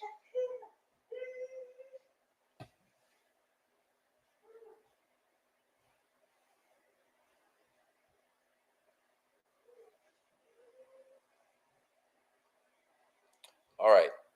Thank you, Adrian. Oh, look, Adrian's here. Adrian says, thank you, Prof, for this information. It is so important, and I will be sharing this information with as many people as possible. Thank you so much. It's exhausting. I'm tired. We've almost been 4 hours. But thank you all so much, and thank you, Adrian, sweetheart. I can't wait to have you back on the show. You were so great on the show the other night, and everyone loved it. And if you guys haven't seen, please go watch the show we did with Adrian. It's called Dark Web and Criminal Underworld, something like that. It's a recent show featuring Adrian and covering dark web and other questionable shit. Okay, sorry about this. I didn't mean to show you this. Pull this down. All right, so we're moving on. Let's move on. I'm tired of. What do we got here? I'm trying to get to certain thing here.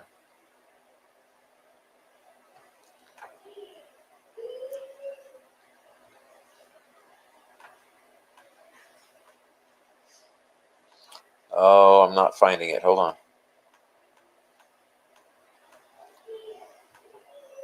Here we go. Thank you so much, Adrian. All right, you guys. So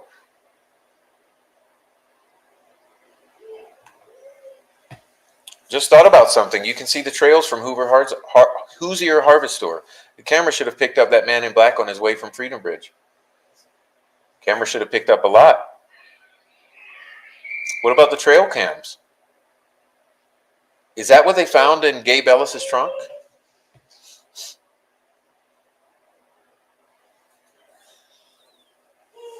All right. And Gary leaves a comment. And Gary. Thank you so much, Gina. You mean part 2? Tomorrow's part 2. Part 3. I guess you'll make me. Am I going to have to do a part 3? Okay. Thank you so much, Gina Bodette. You're amazing, and you have the most awesome comments on Facebook of anyone I've seen. Guaranteed. You're like a lone warrior out there in the gaslighting ass Facebook world. Okay. Oh man. Okay. All right. Thank you so much. Okay. Arrests within this family go back decades. You cannot sugarcoat arrest after arrest. How long is Becky going to coddle Derek? She never addressed why he never has said a word in a paper statement, nor a written statement, or a statement through his family about the love and cherish the memories of his daughter, Liberty. Cody Patty was not drinking at age 12. Both his mother and father was unable to care for him, and you know why that is. The adopted son, he's had an entire life of crime. Repeat offenders over and over and over without deviation. And the point is all three of her brothers are criminals, and so is Michaela Hartman when she took liberty to see Hannah Montana high on meth. Crystal methamphetamine permeates the entire family. Not one, not two, not even 3 or 4, not even 8 or 9 charges. Dozens and dozens. Scope. These are not little mishaps. All of Derek's friends, his circle of friends, are criminal felons. Tara went along with the thread of when Josh Lank was bragging about how much money he had made selling dope, which he was still doing in 2016 because he still has to wear an ankle monitor.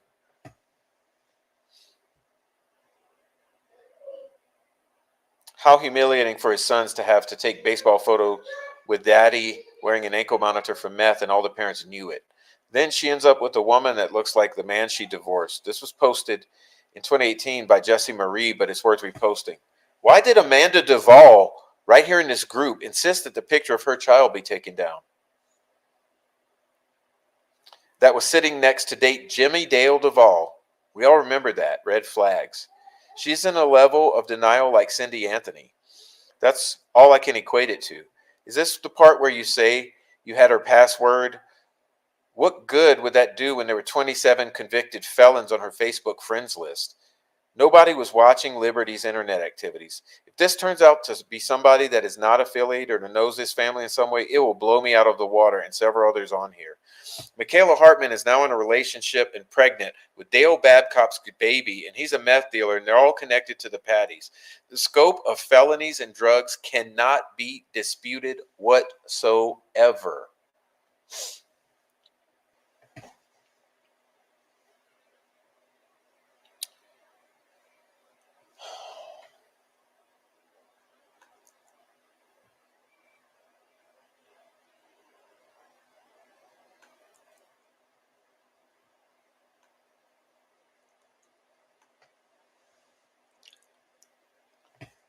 Indiana State Police.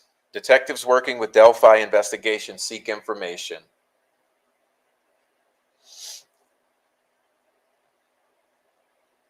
While investigating the murders of Abigail Williams and Liberty German, detectives with the CCSO and Indiana State Police have uncovered an online profile named Anthony_Shots. Let's find the other user of the Anthony Shots and stop fucking around. This profile was being used from 2016 to 2017 on social media applications, including but not limited to Snapchat, Instagram, and Yubo. The fictitious Anthony_Shots profile used images of a known male model and portrayed himself as being extremely wealthy and owning numerous sports cars. The creator of the fictitious profile used this information while communicating with juvenile females to solicit nude images, obtain their addresses, and attempt to meet them. Pictured below, you'll see images of the known male model and images of the fictitious Anthony_Shots profile sent to underage females. We've already identified the male in these images that were used by the profile. The male in the photos is not a person of interest. Detectives are seeking information about the person who created the Anthony_Shots profile and the other user. Investigators would like any individual who communicated, met, or attempted to meet Anthony Shots to call blah, blah, blah, blah, blah. I contacted the Anthony_Shots account at the police station the night of the 13th. I had Libby's social media password so I could see who she was communicating with that night. I didn't message the account using her socials or phone. I had a short conversation with the account. Well, then you must have messaged. That gave no indication that the account knew where the girls were, so I stopped communicating with it, and I didn't think of the conversation. Yeah, right. I wish. What do you wish, Kelsey?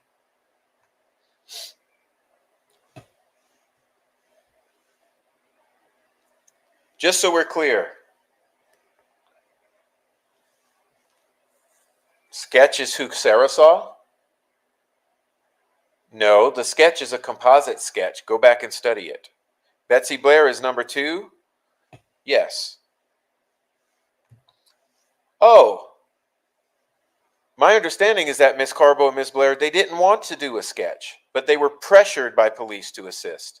Is that true? Yes.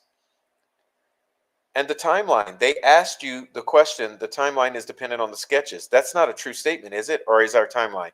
No, it's dependent on the people that saw it. No, it's dependent on the fucking sketches, Holman.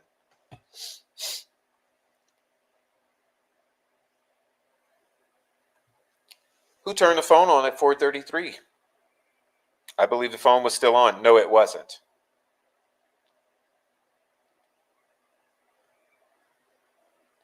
Who turned the phone on at 4:33?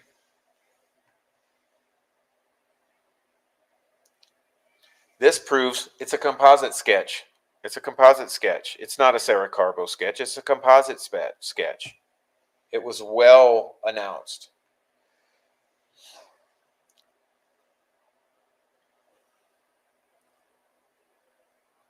Holman, I would say that's a good statement. There's more than a few that said they saw them. Oh, yeah? Who saw him, Jerry Holman? Who saw him? Because it sounds like what you're saying is it's so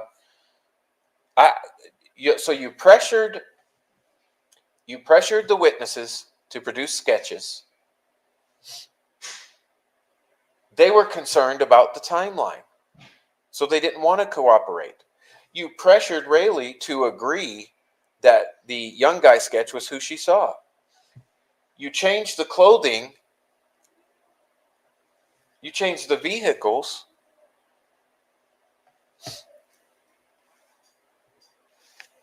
Now I guess we have to determine there was other people on that trail, or they actually seen the guy responsible for this, or they seen somebody else who was just out there walking. In January 2017, someone who used to live in Indy moved to Washington, D.C. Oh, Mike Pence. Mike Pence. Another Mason? When one makes that transition, one would typically bring loyal staffers with them to D.C. from their home state and also maintain local offices with loyal staffers in various locations in the home state. So there would be dozens of people in the state directly connected to the executive branch of the federal government, 2 degrees of separation from the newly elected commander in charge.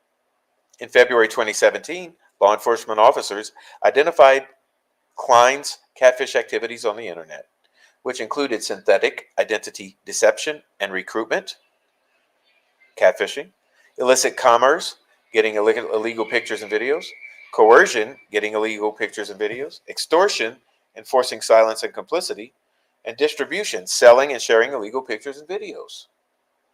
According to Julie Melvin, this also allegedly involved sales of used devices, and also according to Holly Lowry. Dozens of them, preloaded with illegal pictures. Yes, he was selling burner phones, allegedly. And preload them with various catfish accounts, allegedly. This is the Dropbox. Klein also had the Dropbox with a large cache of illegal pictures and videos, rumored to be the biggest in Indiana or something to that effect. So in February 2017, law enforcement sniffed all this out, but let Klein continue his business and the Dropbox for 2 years. One might speculate that this is a honeypot. Yes, it was. To gather intel on all the customers. Yes, it was. And other customers connected to Dropbox. Yes, it was. Collecting evidence to build a case to make prosecutions easy. Assuming those links get passed around, law enforcement can identify many of the people who access those links. Some settings in Dropbox will enable automatic downloads of things to a user's device, meaning everything added to the shared folder in the cloud gets automatically downloaded to the computer of users who have this setting enabled or haven't turned it off.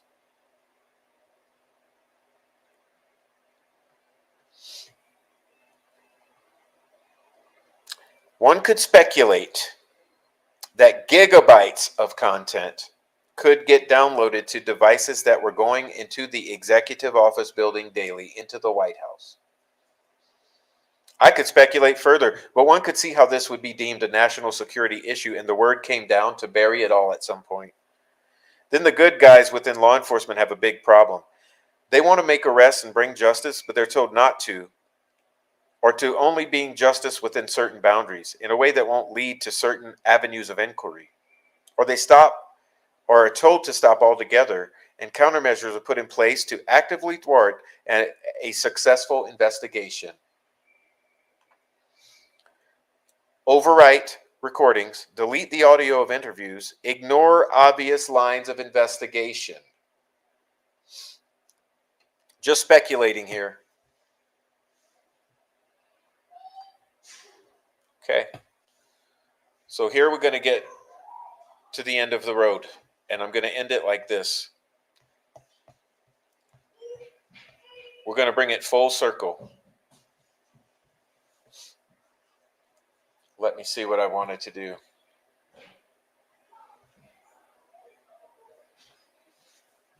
I wanted to show you this again. Let's see.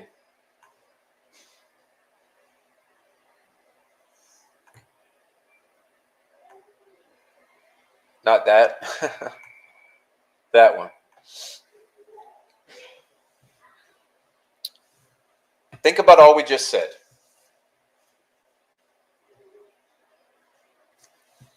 How do you accomplish something this grandiose?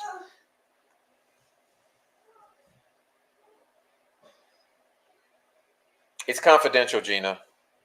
It's confidential. I'm sorry. I protect my sources for their own protection. You've seen what we've gotten here. We don't want anyone else to get it. But thank you for asking. Just say thank you in the chat, if you don't mind.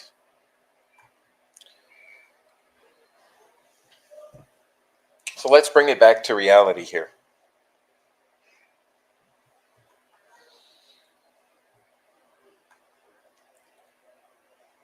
Honey, I hate to say it, but you will never find the truth because it's a cover-up. The sheriff and every law enforcement agent in Carroll County is dirty as they come. But what do you want to know? Tell me about what you saw and why you think this has been covered up. And here we go with that quote. Piles of animal bones, skulls hanging in trees, fresh tracks leading from the creek to the house on the top of a hill. A bunch of cops and firemen that had no concern when I told them what I saw. The fact that they tried to stop me from crossing the bridge. The fact that I was called a suspect that got called and tried to interview me over the phone, but I told them to kiss my ass.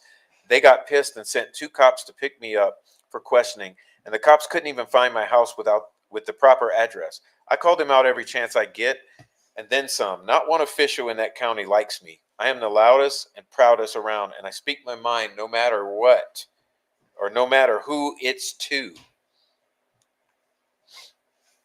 And the animal bones. Was this at the crime scene or nearby? Are you friends with Carrie? Yes. It was about 1,000 yards or so from the bridge and farther back. And yes, I'm friends with Carrie.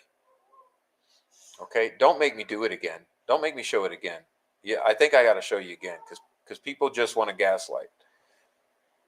You want to gaslight what law enforcement handed to you.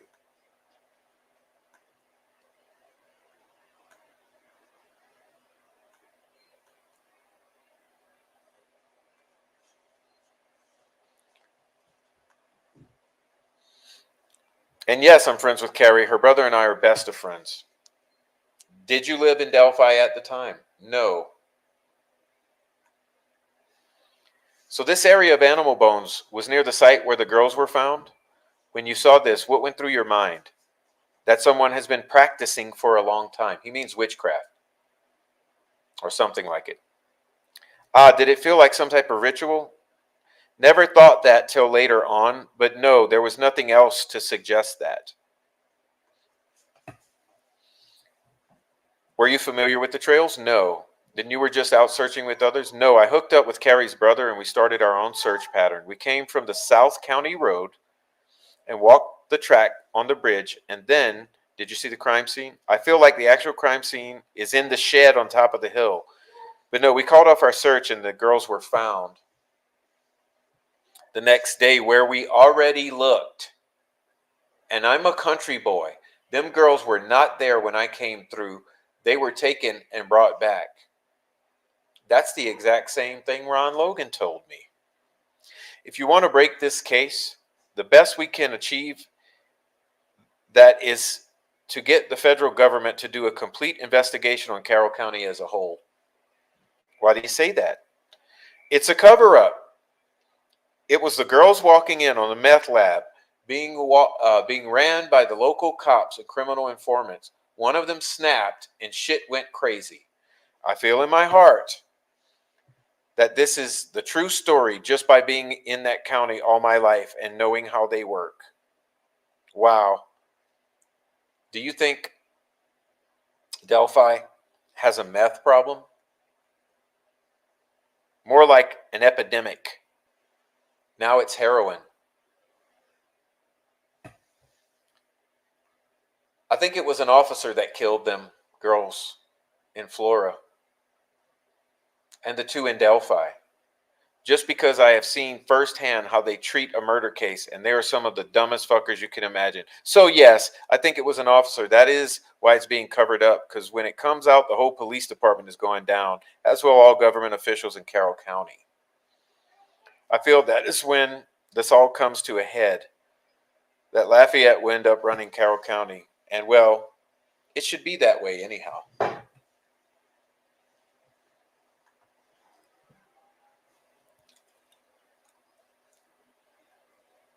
Rest in peace, Abby and Libby. And thank you, Eric Williams. Yes, it is the same Eric Williams that gave the interview and almost said victims.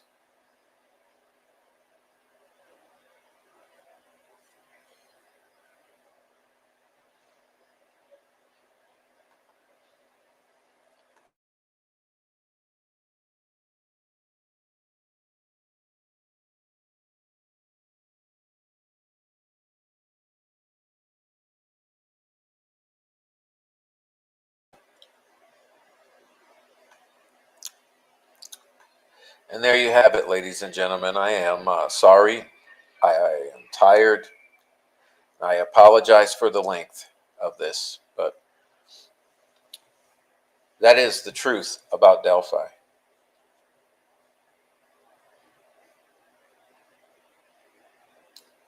The storm is upon us. It's my opinion. And nothing you can do to change it. So let's pray for our girls, pray for each other, and do the best you can. It's hard when you are told what to say, told what to think, shamed, harassed, ridiculed, threatened. Thank you, Adrian. Yes, it's sobering. Thank you, Heavy Metal.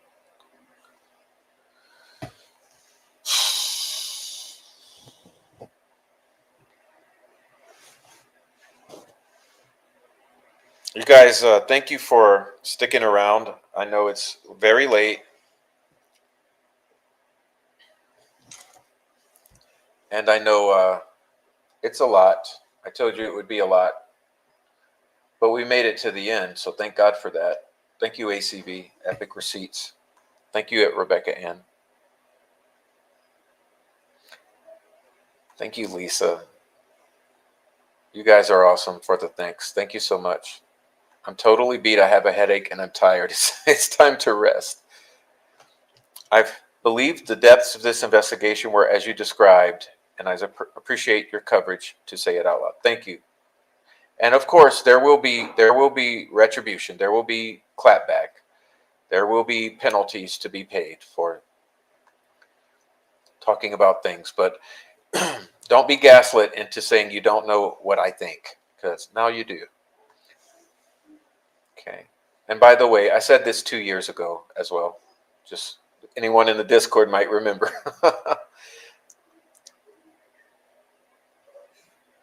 So, yeah, you guys are awesome. You guys are awesome. You have been amazing. Thank you for the amazing comments. I wish I could keep up with them. I really can't. But here's what I say about Eric Williams. I really do pray for him and ask God to protect him and bless him, and maybe have him come on the side. Come on this side. Okay, come on this side. We need Eric Williams to give us the story. Tammy McCrae, someone's couch is in my yard. Oh, are you suffering the storm, Tammy? Oh gosh. Okay, Tammy, we're gonna pray for you too. Okay, we'll pray for you tonight. Thank you so much, Tammy. I can't believe you're here. Okay, we're gonna pray for you because we know what's going on. It's a storm. It's a storm, but you're one of the greatest. And thank you so much just for being here. I'm very honored you're here in the midst of the storm, and God bless you. You always have the most amazing comments as well, Tammy. Okay. Pray for the safety of Kathy, Rick, Rosie, Click, Bowen, everyone. You know, like I mentioned, that letter from Kathy's lawyer was so conscientiously written in the praying for everyone affected by the murders of Abby and Libby. And so we pray for Abby and Libby and for every single person affected by their murders. And you guys pray for me as well and support the channel. Please do your best to keep me in your prayers. And yeah, speak the truth. Speak the truth as you know it and as you are compelled and convinced by. For all of you on the replay, I want to thank you very much for being on the replay. Understand it's a very complicated situation, and that was said from the very beginning. And so please leave some commentary below on the replay. Leave the comments in the comment section. We need you in the comment section because the chat goes away when the stream is over. There's no more chatting. But when the stream is over, there's conversation in the comment section. And so we would love that. I would love it if you continued the conversations. And so when you're on your replays, when you're watching replays, please leave comments because it continues it. And I want to see your contributions as well, just like I watch the chat so that I can see what people feel and think, and they can add value to what I'm attempting to do. And the same here in the comments. So Amy, would you please put up the donation pathways for the, this is especially for those on the replay. Be aware that you can leave a super thanks or something like that, super chat, and various donation pathways exist. And anyway, just please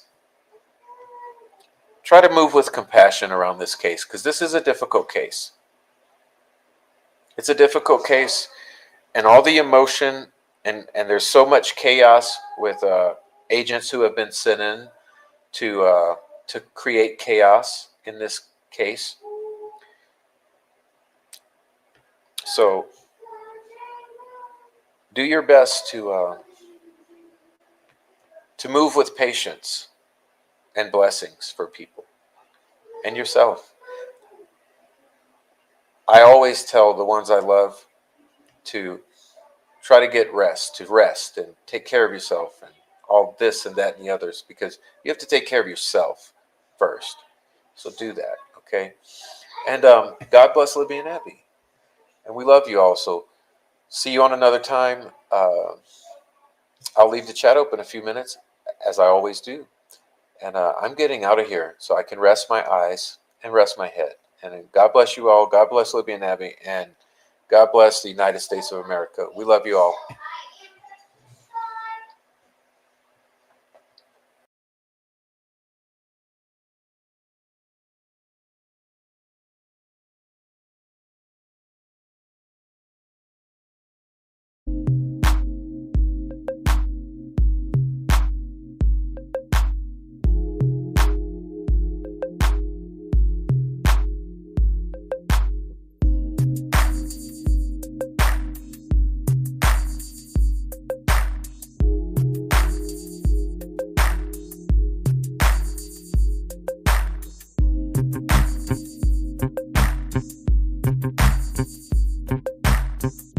you.